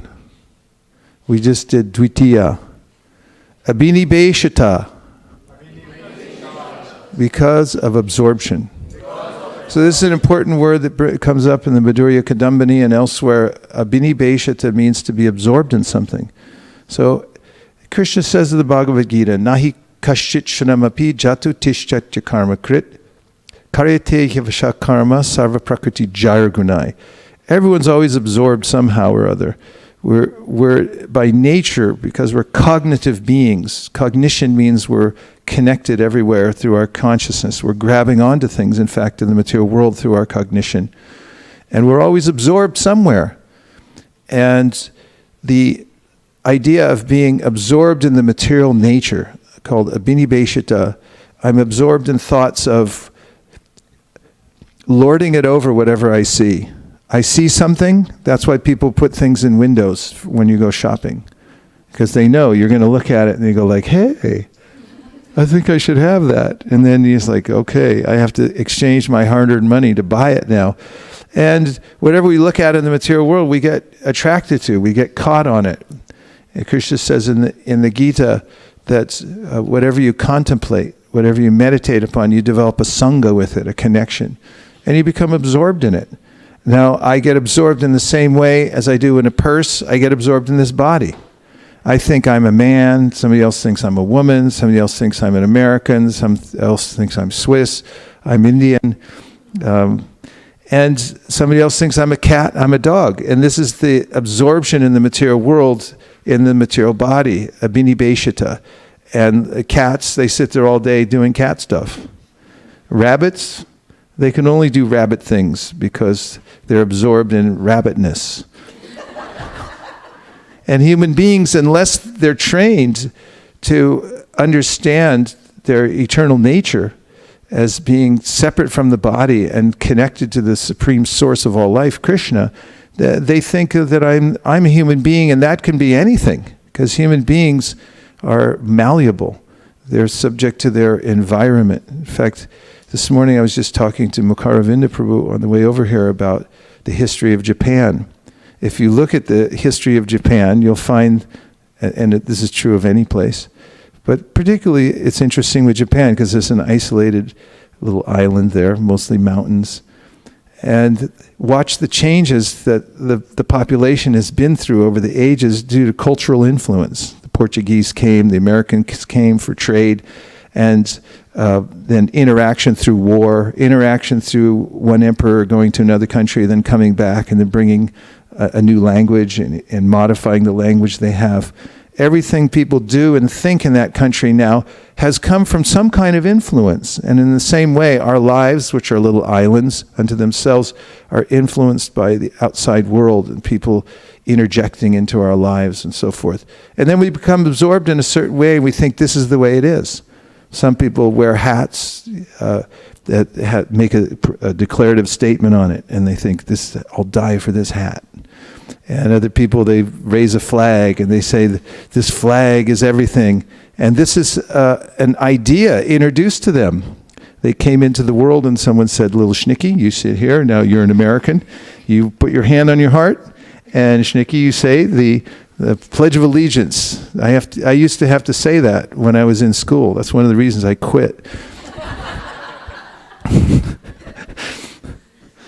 And I pledge allegiance to the flag of the United States of America, to the republic which it stands, one nation under God. I can't remember the rest. Oh, you still say it? Oh my God. We got to spring you out of there. Okay. So, Abhini Beshita, I get absorbed then and I think I'm an American, and then, sweet land of liberty. And I sing the song. In India, if they sing the national anthem, tears will come to the eyes. And in Canada, oh, Canada. And if you go to Lehigh University, like, Lehigh will shine tonight, Lehigh will shine. When the sun goes down, the moon comes up, Lehigh will shine. That's their fight song. And they think, I'm from Lehigh, the exalted school of intellectuals. And they identify Bini Besha, they become absorbed in it, and everyone's absorbed in one way or another. So this causes a problem. From that absorption, syat, it will arise. What will arise? Bhayam, fear. Because it's not our nature. It's something artificial. I'm projecting on a screen and I'm identifying with the screen some situation. I'm also measuring the world and I'm thinking I'm going to conquer the world by measuring it. But what's more important, the measured or the measurer? The person who actually can measure the whole world is the one who created it, is Krishna. So everyone's absorbed in some kind of activity in the material nature and identifying with it in a Bini Beshata, and because of that, fear arises. So now here's the solution comes up in the next words. Are you ready? Yes. Ishat, from the Supreme Lord. Apitasya, for one who has turned away. Viparyaya, misidentification. Asmriti, forgetfulness. So smriti means to remember something or to be properly aligned in your intelligence. And asmriti means your intelligence gets disaligned from the idea of Ishat being the controller and the source of everything. Tat, of the Lord. Mayaya, by the illusory energy. Ata, therefore. Buddha, an intelligent person. Abhajayat, should worship fully. Tam, him. Bhaktya, with devotion. Ekaya, unalloyed. Ekaya, unalloyed. Ekaya, Unalloyed. Now someone please give me the definition that we follow of unalloyed devotional service. Okay, 2 hands went up from scholars, 3, 4. Let's give it to Mayapur. I know you all know it, so that's because your hand went up. When I ask this question, everybody's hand should, even if I approach you at 1 o'clock in the morning when you're sleeping, and I ask this question, your hand should go like that. You should know this so deeply, because you should know these foundational verses, the definition of what we're doing. Otherwise, at some point you'll think, well, maybe some other kind of activity in the material world is equally good. Unless you know what it means to practice bhakti from a deeply philosophical level. So, please. Anya bilashida shunyam jnana karmadyanavritam anugulyena krishnanushilanam bhakti uttamam. So that was what I was thinking. Okay, that is the Sanskrit for which you get 15 points out of 20. Now please expound and tell us what it means and also give a little commentary. Okay, this is, the definition of devotional service. Pure devotional service, anya abhilashita shunyam, not having any other material desires and not depending on jnana or karma, but just serving Krishna favorably. That is the bhakti uttamam, that is the highest devotional service. Very well, 19.5 points. Who wants to say more about the verse? Navina Prabhu, let's ask him to use his Bhaktivedanta degree to expound a little bit more. And you have to bring the mic, otherwise he'll use sign language. Hare Krishna. Hare Krishna. So Rupa Goswami is giving the clear definition, and Prabhupada cites it countless times in his purports. He comes back to this verse, that even though karma and jnana, there's nothing wrong with action and there's nothing wrong with knowledge if they're proper action and proper knowledge. But bhakti is not dependent on them. Bhakti is independent of any fruit of activity or any type of knowledge that's out there, because bhakti is only dependent on bhakti. So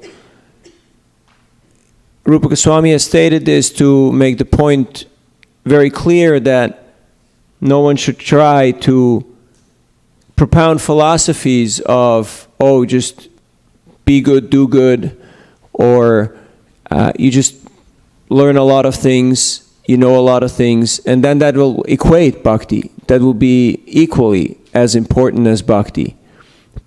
But we see in our history of Vaishnavism that there are many acharyas, there are many pure devotees who are seemingly not doing much from an external point of view, as far as achieving great things in the world go, or maybe not even literate, but they were honored as great pure devotees by Lord Chaitanya himself, who gave that credit to that seemingly illiterate Brahmin in South India who was simply crying looking at the picture of Parthasarathi, Krishna driving the chariot of Arjuna, but he couldn't properly read. So this is proving Rupa Goswami's verse that pure devotion is not dependent on or paralleled or supported by karma and jnana, but it is actually the source of all these qualities. Thank you very much, Navina Nirada Prabhu.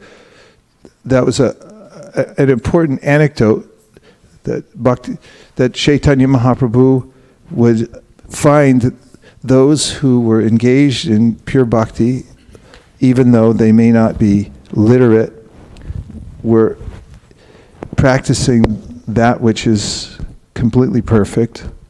And we'll take a little bit more. Hare Krishna Prabhu, I just had a question, Prabhu, because you read the word 3 times, unalloyed. So I understand, but the thing is, You previously What gave was it for the premise? What is it that you understand? I understand that our devotional service should be unalloyed, and it should be devoid of jnana and karma, the desire for fruitive results. But what I find it difficult is that the previous example you said that when we walk and people put some things on the window, we get attracted. But sometimes it seems like the scriptures also do that, because there is falashruti for everything, and then I get attracted towards that, because so how do we say that? Then why is the shastras do that? Because the soul is already conditioned, it seems like they get more deeper into material enjoyment by doing devotional service. So they get more into material enjoyment by doing devotional service? With that desire for fruitive activities, like how Prabhupada said, like if you don't come to the level of unalloyed devotional service, you may end up in like some heavenly planet or something like that. Where does he say that? 5th canto. She'll find it. Okay. So I think that it's a hard thing. Like when does that happen, that I completely give up this attraction towards material things? Okay, well that's answered in the Bhagavad Gita. Krishna says, Vishaya vinivartante niraharasya dehina rasavarjam rasopyasya param drishva nivartate. In the beginning one may be restraining one's senses, but the taste remains. You're holding back, but it's still, the senses are still doing it internally, because they're thinking about it and they're still attached to it. There's a connection, which is natural, because when we're born, since the Hansa Avatar in the 11th canto of the Bhagavatam, our subtle senses, which then manifest as gross senses, are intimately connected or embedded in the external sense objects. And the external sense objects are embedded within the mind, which is where we're actually experiencing the world. We don't get much here. We actually only get an experience of an experience. It's just a reflection on a screen, and then we're trying to enjoy that reflection on the screen. That's the material sense gratification realm. And we're seeing that, and we're attached to it, and as we restrain our senses, the mind is still connected, the senses are still connected subtly. But then, param drishva nivartate, when we taste something higher, when we see it for ourselves, then the lower experience is no longer attractive. This is natural that we give up the lower taste because we've experienced something higher. And therefore, until that happens, we may be restraining our senses, but we're experiencing attachment to them at the same time. So there are various stages of devotional service, beginning with Shraddha. Adao Shraddha tata sadhusangata bhajana kriya tato nartya nivritti syat tato nishta ruchis tata. And it goes on from there to asakti, then bhava, then prema. And these are the various stages of devotional practice. We'll find that at the stages of, for instance, anartha nivritti, where we're practicing the rules and regulations of bhakti, not for the sake of following rules and regulations. These rules and regulations come from the Bhagavatam, and they also come from the 6 Goswamis. So we're not just doing some useless Vaidhi bhakti that leads us to Vaikuntha, which is, some people have this mistaken idea. But actually we're practicing rules and regulations only in order to enforce our Raganuga bhakti. What kind of spontaneous devotional service are we performing? We're performing spontaneous devotional service as defined by Jiva Goswami as ajata ruchi raganuga sadhana bhakti. So ajata means our taste hasn't actually awakened yet. But we're still practicing raganuga bhakti before the taste awakens, because we're following the rules and regulations given to us from the Bhagavatam and through Rupa Goswami and Sanatana Goswami. These are practices of spontaneous devotional service, although we haven't realized it yet. And before we realize it, we must come through a period of purification. And That means going through anartha nivritti, overcoming the 5 obstacles which are mentioned as the obstacles that block us from nishta, or the practice of steady devotional service, where we're actually fixed because we're starting to experience a taste, or at least at that point there's no more obstacles. And those are mentioned as laya, or sleep, vishepa, which means that we're distracted while we do our practice of devotional service, or we're indifferent to the devotional practice even when there's no sleep and there's no distraction, or we have innate desires that keep coming out and attracting me to interact with the material world. The last 2 are very similar. And once one comes to this point of nishta, or steady practice to devotional service, because of overcoming those 5 obstacles, then one can then progress to ruchi, where one has a taste, a positive taste. Like if you're pushing a round rock up a hill, there's a lot of effort that's involved. But once it gets to the top, then you can start rolling it down the other side. So ruchi and asakti means that our mind becomes positively attached. In ruchi, there's a way in which it's easy for us to bring our mind back to the holy name or to topics about Krishna, even though we're engaged in the material world.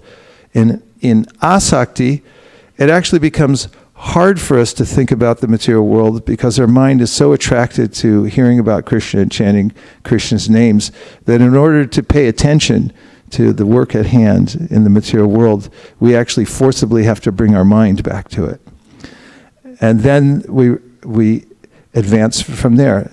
Nonetheless, Vishwanath Chakravarti Thakur points out that although these are presented sequentially, there may be a way in which we experience all of them to some degree or another at various times. And we may get a free sample of something like asakti, where we feel inextricably attached to the deity. We can't stop thinking about him. And you may have, obviously have experienced things like this in your life, and they come at different intervals. Now, the position you're taking is very valid, because actually this is the position that Narada Muni took when he talked to Srila Vyasadeva, his disciple. And he said, why are you presenting all these other things? Because you've presented all these Vedas, even the Mahabharata and the various Puranas, but you've included all these special incentives in the material world. And you're just going to confuse people. So just tell about Krishna. Because he said anything you desire to describe which is different in vision from the Lord will simply act with different names, forms, and results to agitate the mind just the way the wind agitates a boat on the water. And he said, just give him the Srimad Bhagavatam. We want to hear the direct pastimes of Lord Krishna. That was Prabhupada's intention also when he came to America. He was saying, this is the cure. So we can do that. And that's what we do. That's our practice. We hear about Krishna. We read the instructions of Krishna from Bhagavad Gita, and then we hear the Srimad Bhagavatam about Krishna, and this will become a panacea. All other forms of support come from this practice of bhakti. Vasudevi Bhagavati Bhakti Yoga Prayojita Janaya Yashavairagyam Jnanam Chayarahaitukam. Do you all have verses over here? Because I see you going through all the books and stuff. You're all ready, right? I think you're preparing some treatise to come out in just a minute. This verse says that if you practice bhakti, direct bhakti, then naturally you'll get knowledge and detachment from the world. Those things will come automatically. And the verse from Prabodhananda Saraswati, Bhaktis tvaye stirataya bhagavan yadi syad daivena yat paliti divya kishora murti mukti swayam mukulitam jali sevate sman dharmarta kama gataya. I blew it. Yataya something. This verse says that if you practice bhakti, bhaktis tvaya stirataya bhagavan yadi syad, just by practicing bhakti, says Prabodhananda Saraswati, then poetically he says, then mukti comes and stands at your door and says, how can I serve you? Along with dharma, artha, kama, moksha. Where else in the Bhagavad Gita does Krishna say this? It's the last verse in one of the chapters. Vedeshu Yagyeshu Tapasu Chaiva Ganesh Danesha Punya Palam Pratishtam Adyeti Tatsarvam Idam Vaditva Yogi Param Stanam Upaiti Chadyam. He says all these other ideas, studying the Vedas, giving in charity, doing all kinds of pious work and things like that, it's all assumed in bhakti. If you perform bhakti, you'll get everything. Everything will come from that, so don't worry.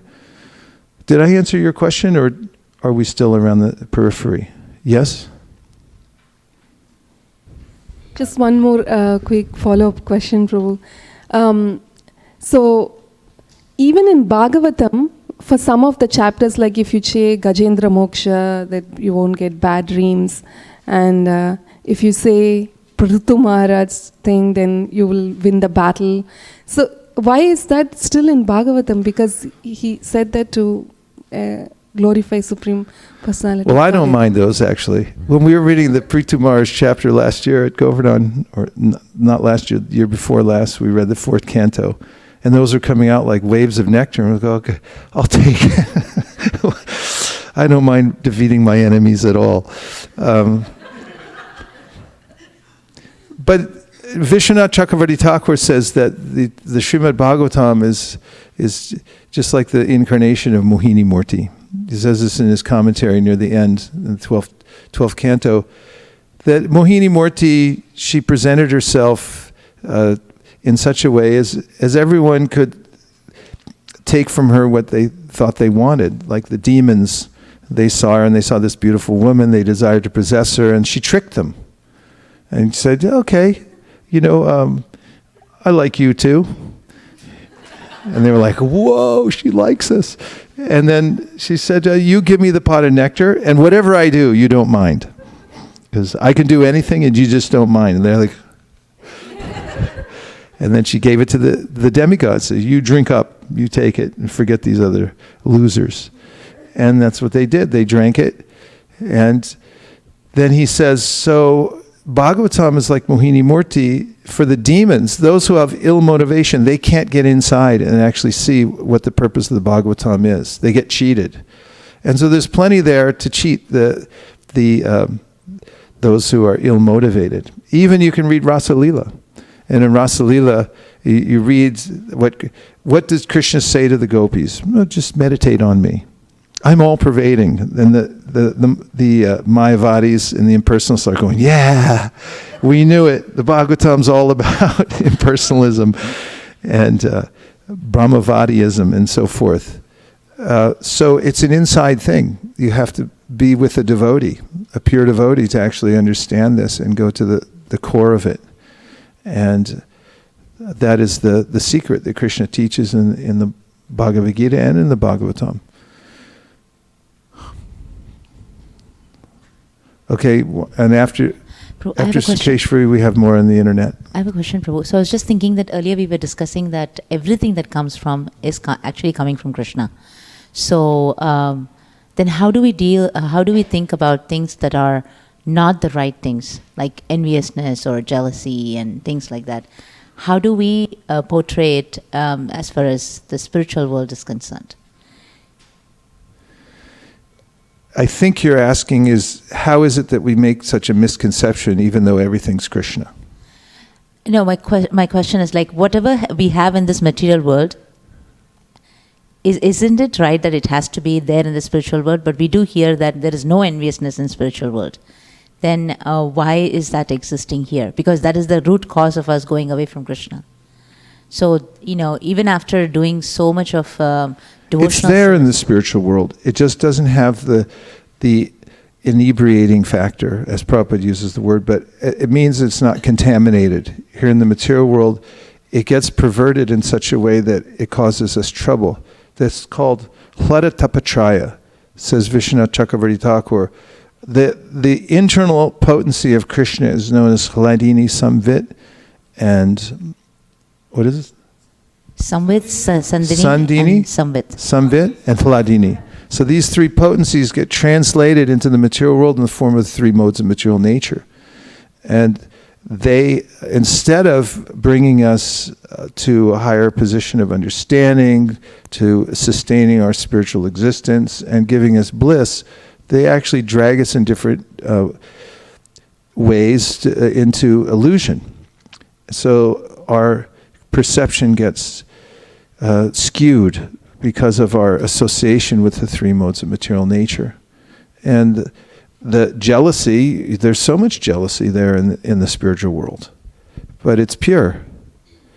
There's so much feeling of sadness in the spiritual world, but it's actually edifying. So Mother Yashoda, when she loses Krishna to Trinavarta, I mean, this is a really scary pastime, because so Mother Yashoda is carrying Krishna around, which is really one of the most charming pastimes in the Srimad Bhagavatam. I mean, imagine how beautiful Krishna is. I have a picture of him in my room. He's wearing a little tiger's claw around his neck. You know, he's got some ornaments, curly hair. He's beautiful. I mean, babies already usually are, I mean, there's a few exceptions I've seen, are really like kind of, you look at them and you go like, God, they're really interesting, you know. A little, you know, conscious being, but it's in a little baby body, and you try to figure it out. And you could even say they're charming. And you know what to speak of Krishna. He's unlimitedly charming as a little baby. And Mother Yashoda is always carrying him around and just feeding him and thinking about him 24 hours a day. There's a total absorption through this rasa. And then one day when she's carrying him, she feels him to be as heavy as a mountain. And then she puts him down. And then just after that, and this is the precursor to Trinavarta, he's a demon who's sent by Kamsa to come and kill all the children, and of course Kamsa and his minions wanted to wreck everything in Vrindavan anyway, so he comes as this big whirlwind. And it was very scary because she couldn't see Krishna. I mean, you put your child down anyway, and then all of a sudden you're separated in a crowd or something like that. Nothing worse than that, right? Say yes. Yeah. So Shiva is listening. So then she puts him down, and you know, this dust storm takes over. Nobody can see anything.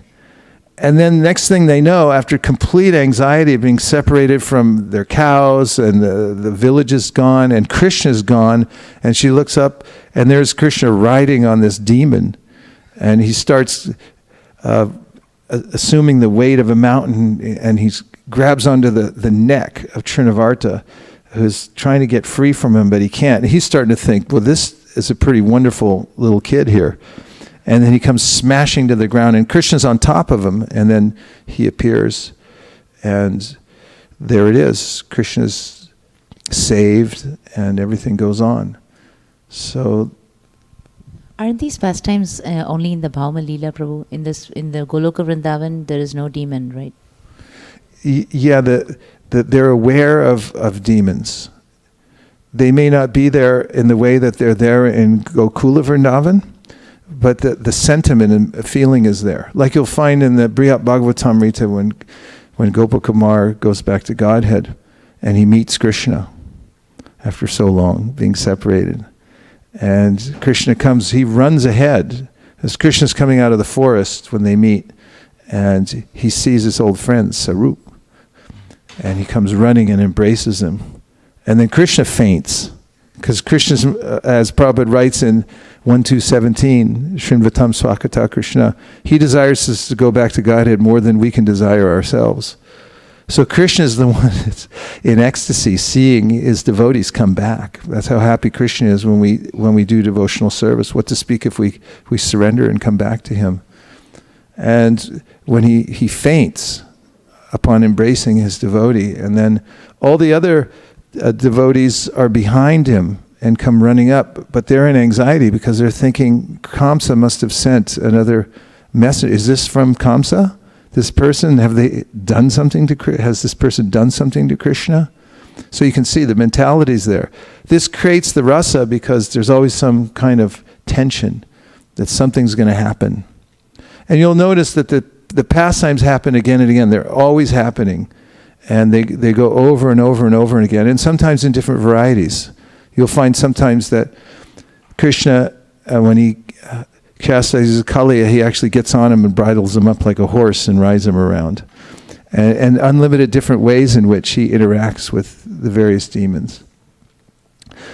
And yes, okay, now we have some major research project that's been going on over here. Please tell us. So previously we were talking about the word unalloyed, so that reminded me of this verse from the first canto, second chapter. Amsavaipam shamparo dharma yata bhaktiradokshajaya ahaitukiya pratiyata yayatma suprasiddhati. So it talks about how the dharma for like everyone is that all men and women can attain to loving devotional service. And it says that in order to completely satisfy the self, this devotional service must be unmotivated and uninterrupted, so that aligns with being unalloyed as well. Yes, very good. Excellent citation. Bravo. That's a very important verse, because in teaching Krishna consciousness anywhere in the world, you'll find people ask this question frequently. What is the difference between Krishna consciousness and other religions in the world? And an important way to answer that, I find, is to present what is the actual gold standard of any religious process. And that is stated in this verse, to have unalloyed, unmotivated, and uninterrupted service to the Lord. And it doesn't matter what religious tradition you come from. If that quality is there of unalloyed and uninterrupted service, then you have what the Bhagavatam says is the standard for service to God anywhere. And if that appears somewhere, then we respect it, we appreciate it. You have more. Go ahead.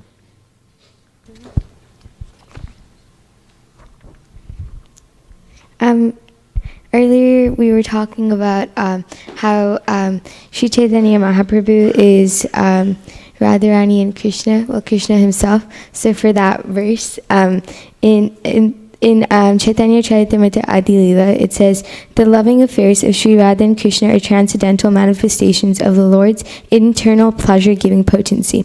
Although Radha and Krishna are now one in their identity, they separated themselves eternally. Now these two transcendental identities have again united in the form of Sri Krishna Chaitanya. I bow down to him who has manifested himself with the sentiment and complexion of Srimati Radharani, although he is Krishna himself. So. Very good. Can you please quote the Sanskrit? The Sanskrit. Radha Krishna Pranaya Viktir Haladi Shaktir Ashmad Ektva Manav Api Bhuvi Purade Bedam Gautauto Chaitanya Kam Praktam Adhuna Tadhavyam Chakyam Aptam Radha Bhavadiyati Shivalitam Naumi Krishna Swarupam. Pretty good.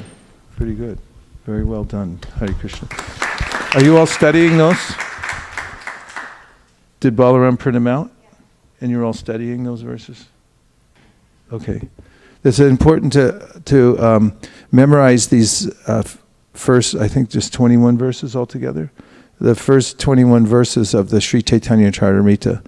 You can just recite them every day, and then you'll have the essence of the Sri Chaitanya Charitamrita. So can everyone please do that? Yes. Please say yes. Yes. It's what? Yes. Actually, I'll tell you a secret about long and short verses. It's actually easier sometimes to learn long verses. But Sanskrit's not hard to memorize because it has a metric system. English is very hard to memorize because you have to walk back and forth and pound it into your brain and then make association with various ideas to remember it. But because Sanskrit is metrically perfect and everything fits perfectly together by Sandhi rules and so forth, you won't have a problem doing it. Okay? Say, Sanskrit is easy to memorize. Say. I can memorize hundreds of verses. And it's not a problem for me. I simply recite them regularly every day. And Lord Krishna within my heart helps me to remember them. I remain faithful to this process of reciting important verses. And I take great happiness in doing so. Gaur Premanande Haribo. So now we'll take a 2-minute break, and you can stand up and talk to somebody that you haven't seen for a little while. Don't talk to your friends that you've seen recently, but tell a person that you haven't seen for a while. Tell them one of your realizations, and we'll come back here for a grand finale to our program to this morning. Are you ready? Okay, go.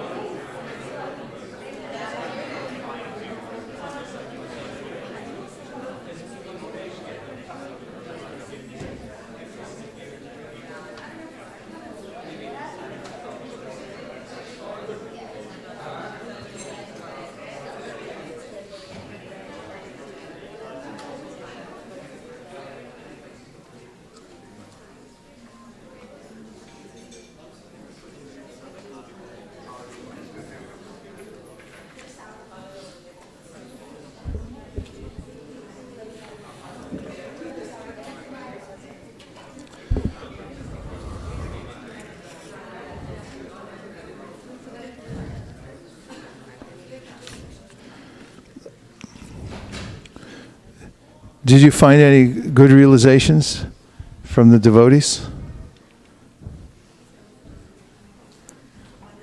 You're not revealing them? Yes. We were talking Okay, good, but better if you use the mic. Hare Krishna, we were talking about fear, how fear arises because of, I forgot why fear arises, but we distinguish between two types of fear. One is the fear, like if I'm sitting in one place for a long time, then I get a very painful feeling in my legs and I'm very scared it will never go away. And that's true with any disease. If you have a disease, you're scared it will never go away. But this is not the fear that it's talking about in this verse. I think the fear in this verse is more related to, it's a more noble, refined type of fear of the impermanent nature of things, the insubstantiality of things. Okay. I think that the idea that this disease won't go away, that kind of fear, could also be related to that idea of the impermanence of things, because I'm always worried that this could be it. There's an idea that as soon as I get a disease, and it's true too, that's the thing. People die all the time, young people who are perfectly healthy. And it could be it at any time. That's a problem in the material world. As Prabhupada writes in the introduction to the Bhagavad Gita, we're being stalked by the tigress of non-existence. And this is a frightening condition. And when disease comes, it is concerning because anything could happen. But thank you for discussing such a weighty topic. Did anybody else have something else?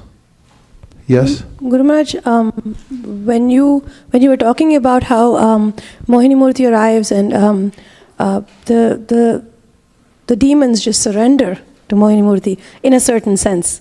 They just accept whatever she says and does it. I was wondering, when Krishna appeared, there were many who couldn't recognize him. Even in the Mahabharata, people couldn't recognize him. And then the demons sitting in Devlok, they could not recognize him. So I was wondering, there is such a good chance, like every day morning I sit and I chant the holy names, and I don't recognize him. He's sitting right there. I don't see him. I'm doing it in faith, but I haven't developed the taste. How can I say I will recognize him if nobody can recognize him? It's not that nobody can recognize him. You were just saying that some people can't recognize him. But those who are devotees, Krishna says, Bhaktyamam abhijananti yavanyaschatmi tatvata tatomam tatvato gyapa vishate taranantaram.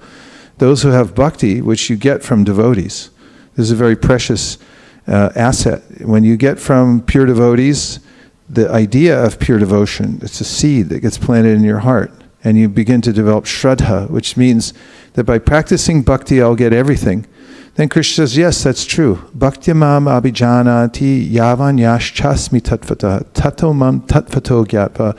You'll know everything about me. And not only vishate taranantaram, you'll enter into my existence, which means you'll enter into the life, my life in the spiritual world. So you'll come to know everything about Krishna. He also says, Maya saktamana partha yogam yunjan marashraya asamshayam samagramam yata gyasasi tashtranu.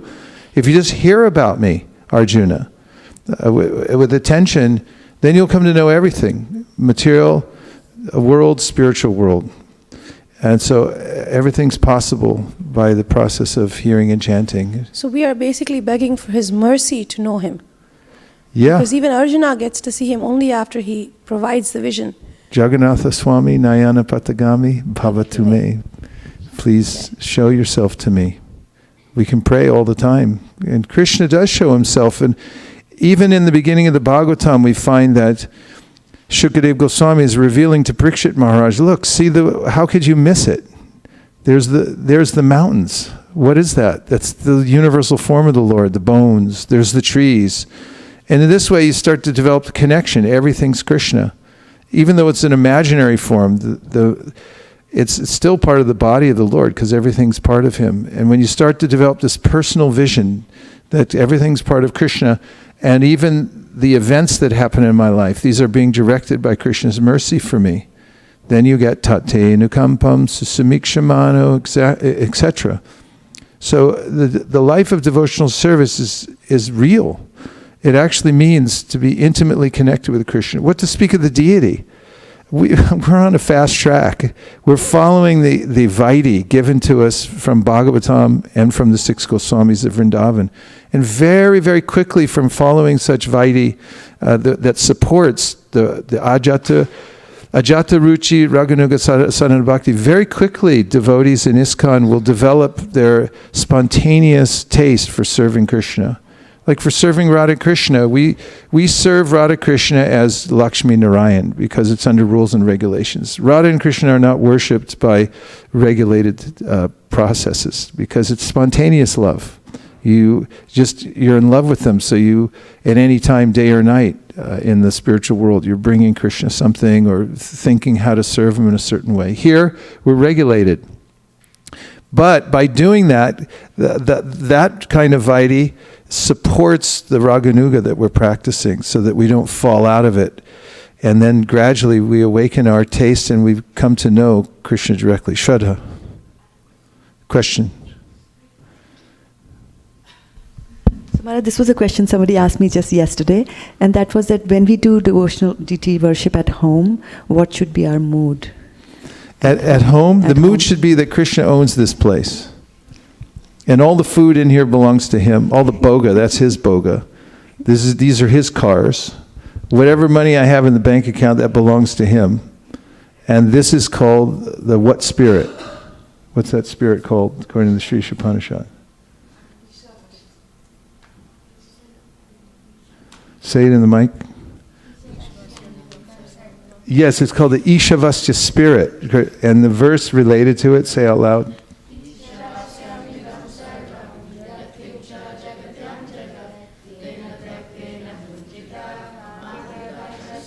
See, this is Economics 101. When you go into your economics class at school, they're going to teach you about scarce resources, dollar votes, everyone gets a certain number of dollar votes, the law of supply and demand, and all kinds of other statistics and stuff like that. The world's all about scarcity. But we teach economics in a different way. We teach the Ishavasya spirit. Everything in the world is controlled and owned by the Lord. And it all belongs to him. That solves all the problems. Okay, Shraddha. The question was more along the lines of like when we worship Krishna in the temple, our mood is that he's not Krishna, the cowherd boy. So the question was that when we are at home, then our mood should still be that we can worship him, Krishna, as a cowherd boy. At home? Remember? Okay. Well, the only difference, the main difference, rephrasing, between deity worship in the temple and deity worship at home, according to our Padhatis and the Pancharatric system, is that in the temple, Krishna is worshipped as a king. And it means you better be on time. You start right at the time the artik starts and you end exactly at the end. It's not that you go like, I'm spontaneous. I come in an hour late. It's all about love. That's not how you worship the deity. Of course, not at home either. But at home, there's a different standard for deity worship because you're there with Krishna. He's kind of part of the family. So he's willing to adapt to your lifestyle. He's so kind. So don't take advantage of it. But the fact is that if you raise kids and you're worshiping the deities and they're saying, Mommy, I'm hungry, and you say, sorry, we had to wait for the next artik. It's in 2 hours. You starve for now. They'll grow up hating Krishna because they'll think that he's the person that I got to wait for before I can eat something. So at home, if you want to offer something now, you can just offer it. Bring it to Krishna and offer it. It's not so strict. You have to wait for each artik or something like that. And as also, Krishna understands you have an ebb and flow to your life. Therefore, at certain times you can offer more service at home. Sometimes you can offer less. And that's acceptable in the home worship standard. It can expand or contract in order to facilitate your home worship. Does that answer your question? Or was it about the conception of who Krishna is or something like that? A cowherd boy? I didn't understand that. No, the cowherd boy was more like he's my friend and I can take liberties with schedules and things like that. So you answered the question. Yeah, well, even at home we should have some sense of Vaidhi before the spontaneous love actually arises. But we get that gradually by the process of hearing and chanting and serving Krishna. Prabhupada gives a very simple example. He said, when you're learning to type, you use the typing book and you refer to it. And when you learn where the fingers go and it becomes automatic and you no longer need the typing book, you just type and it becomes natural. So in a similar way, in the beginning, we followed some rules to support our ajata ruchi raganuga sadhana bhakti that we're cultivating. But then gradually, by the support of those rules, gesundheit, we then become spontaneous in our approach to Krishna because it actually awakens the taste for worshiping Him, and we can't stop thinking about Him. And we're thinking all the time, like, I got to do something more for Krishna. And everything that you see, you're thinking, like, let me bring that to the deity. Let me get better flowers. Let Krishna would look so nice in this. Or like Madhavendra Puri, when he was down in Ramuna and he was watching the deity worship there, he was thinking, oh, I want to do this for my deity. And then, he asked the Pujari, how do you make that? And then he started thinking, God, I just asked a question about the boga. It wasn't even offered yet. And because of his refined sentiments, he began to feel that he was an offender. It wasn't true at all, but he felt like that. And he went off into the empty marketplace to chant and ruminate about his offense. And then Krishna kept back some of the sweet rice for him and then called the Pujari in his dream. The Pujari had a dream. The deity said, Gopinath said, I've taken some sweet rice for my devotee. So now you take it to him. So the Pujari got up, he took his bath, he came in, and it's like, oh my, this is amazing. Gopinath's taken this for his devotee. So he went off in the marketplace. Anybody named Madhavendra Puri, please show yourself because you're the most fortunate person in the universe. Gopinath saved this for you. And then he took that and he honored that sweet rice. And he also kept the little pot. Too bad they don't have those anymore. The little clay pot, he kept it, and he used to take a little bit of that in love that Krishna reciprocated my desire. So the devotee is always thinking about Krishna, how to serve him, what he's wearing. He wants to be there to see when Krishna appears. And Janmashtami happens, he's thinking all the time, like how to make the festival more grand. This is one of the principles of devotional service. Have grand festivals, as nice as that you can make them. And invite everybody. Invite the mayor, invite the governor, invite President, I'm not going to say his name, to come. And, let him come. And everybody should come and feel what it's like on Krishna's birthday and all these things. And that this is one of the principles of devotional service. And this is what we've been given. This is the spontaneous path of devotional service that's awakened through practicing the rules that come from Srimad Bhagavatam, that come from the 6 Goswamis and from Narada Muni. We won't go wrong following those. We'll come to the point of spontaneous devotional service. There's another question.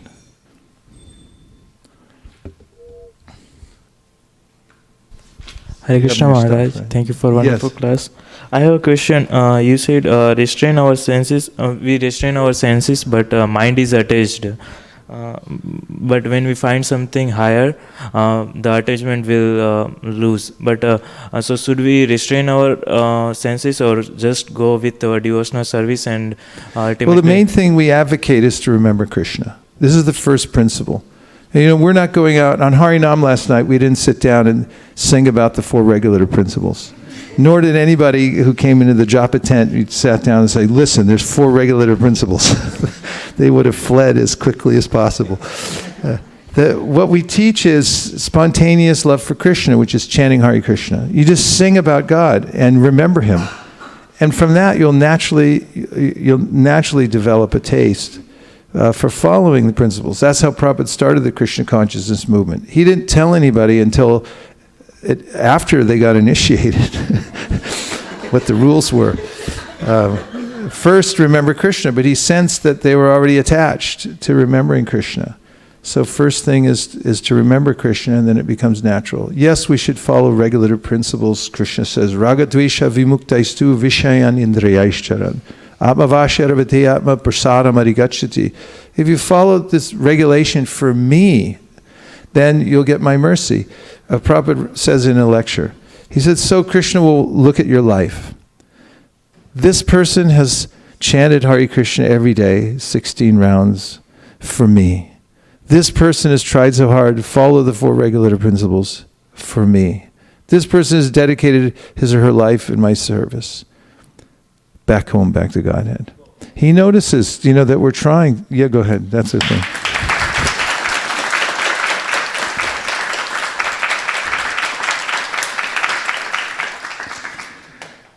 So the regulative principles support our spontaneous devotional service. It's not that we're performing rules and regulations for the sake of rules and regulations. We want to go to Vaikuntha and be very regulated in the way we serve Krishna. No, we're all about what Chaitanya Mahaprabhu taught, which is a spontaneous devotional service and prema ras. But we get there by following Rupa Goswami, his rules and regulations, and the rules and regulations of the Bhagavatam. And by following those, our love will be stimulated and it will be awakened. You can't worship Tulsi Devi without becoming joyful. It's impossible. You try it. Try it for a week, singing the Tulsi Devi song, circumambulance, and try not to become joyful. Try to remain morose, depressed. You can't do it. And if you go on worshiping Tulsi Devi, everything that's there in that song, it's a prayer. Please engage me in spontaneous devotional service in Vrindavan, in Vraj. She'll fulfill your desire. And so will the devotees, because they're desire trees. Vancha, kalpatarubhascha, etc. So just some closing advice, and you have something to give. Okay. Back to the Pandit circle. Please expound. So you were talking about unalloyed devotional service. So I found this Bhagavad Gita, verse 10.7. Etam vibhutim yogam cha mama yo veti tatvatah sa vikalpena yogena yujyate natra samshaya. One who is factually convinced of this opulence and mystic power of mind engages in unalloyed devotional service. Of this there is no doubt. So it says that if one is convinced that I own all the mystic power and all opulence in the material world, he engages, he understands that Krishna is like the Supreme Personality of God, and he engages in his unalloyed devotional service, understanding that only by Krishna he'll have happiness, and he understands his position as the servant of Krishna, so he performs unalloyed devotional service unto him. It's a very compelling argument and good evidence. Thank you.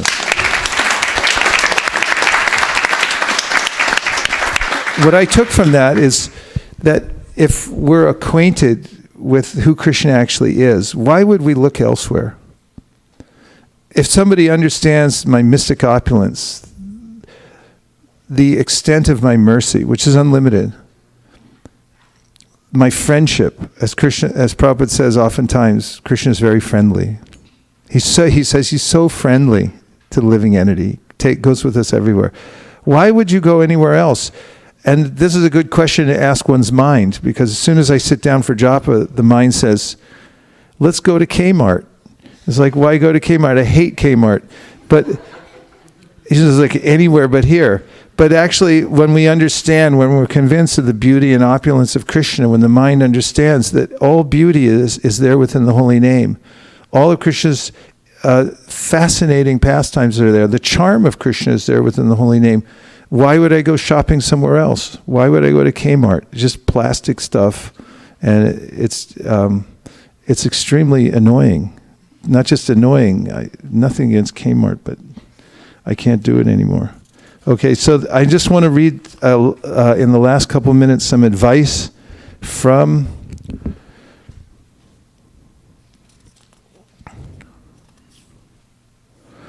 the Mahabharata. This is fault finders take on others' karma. From the Mahabharata Udyoga Parva 34.74. The ignorant seek to injure the wise by malice and backbiting. By doing so, the critic takes upon himself the load of the wise man's sins, which he, the wise man, casts off by forgiving the ignorant.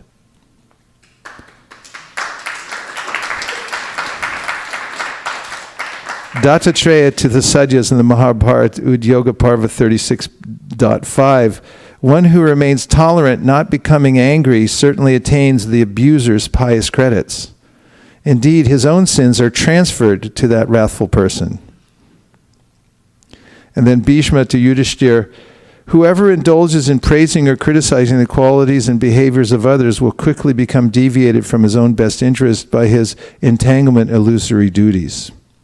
And finally, we have from the Manu Samhita, quoted by Srila Bhaktisiddhanta Saraswati Thakur in the Brahmana and the Vaishnava. Throughout his life, a Brahmana should consider material prestige to be like poison and dishonor to be like nectar. Should I read that again? Yes. Throughout his life, a Brahmana should consider material prestige to be like poison and dishonor to be like nectar. After all, if one learns to tolerate dishonor, then his agitation will subside and he will happily sleep, happily wake, and happily move about. The person who insults him will, because of his sin, become regretful, and his happiness in this life and the next will be vanquished. Finally, Bhishma to Yudhishthira, Mahabharata, Shanti Parva 115.11. A person who praises someone in his presence but criticizes him behind his back is no better than a dog. His chances for elevation to higher planets are completely spoiled in this world. Practical advice. So we can try to follow those things very practically. And one lesson from today is to be interested in the connections throughout the Shastra. We've been given the complete as we need Vaishnava canon. It means all the scriptures that we need to understand the holistic nature of bhakti yoga, how it applies to our life and body, mind, and spirit, and follow the threads. Take these shloka books and make sure that you find out where something comes from. Take a look at it. It won't hurt you. And if you look at it and you follow the thread, you'll start to be enthralled by it and see how there's a continuum of thought that goes through the whole Shastra. And when you have that, says Kaviraj Goswami, Siddhanta bolaya chitta nakara alash, iha hoite Krishna lagi sudrud manash. He says that don't be lazy about this, follow it. And when you do, you'll come to understand Siddhanta. That means very clearly what something is and also what it isn't. And when you have that, then sudrud manash, then your mind becomes very fixed in devotional service, that I'm doing this because you're clear about what the goal is, and you're clear about how to get there, and you're clear about the ramifications of deviating from the path of devotional service. You understand the consequences of your actions in this world, and that's what being a human is all about, right? Say yes. Yes. Okay. So the time went by within about 2 seconds. If we had a time for retreat where we could spend 1 week just doing this and nothing else, wouldn't it be nice? Say yes. Yes. Then, dear Lord Krishna, please transport us to your association, wherever you may be, and please keep us engaged in Krishna Katha. Please let us use our time on this earth, as we're only passing through here with these temporary bodies, to hear about you, glorify you, and to expand Sankirtan, the chanting of the holy names, and book distribution, unlimitedly all over the planet, so that all the people in the world can take to the same process. Everyone who agrees with this, whether you're in this assembly today or watching online, or you listen to it later on, and you agree with it in part or in whole, please say Hare Krishna. Gaur Premanande, Nitai Gaura Haribo, Haribo, Haribo, Nitai Gaura Haribo, Nitai Gaura Haribo. Bo Nitai Gaura Hari Bo Vanchakalpadrusha Kripasinave Vacha Patitanam Pavanebhyo Vaishnavebhyo Namo Namaha Nantakoti Vaishnavini Ki Jai.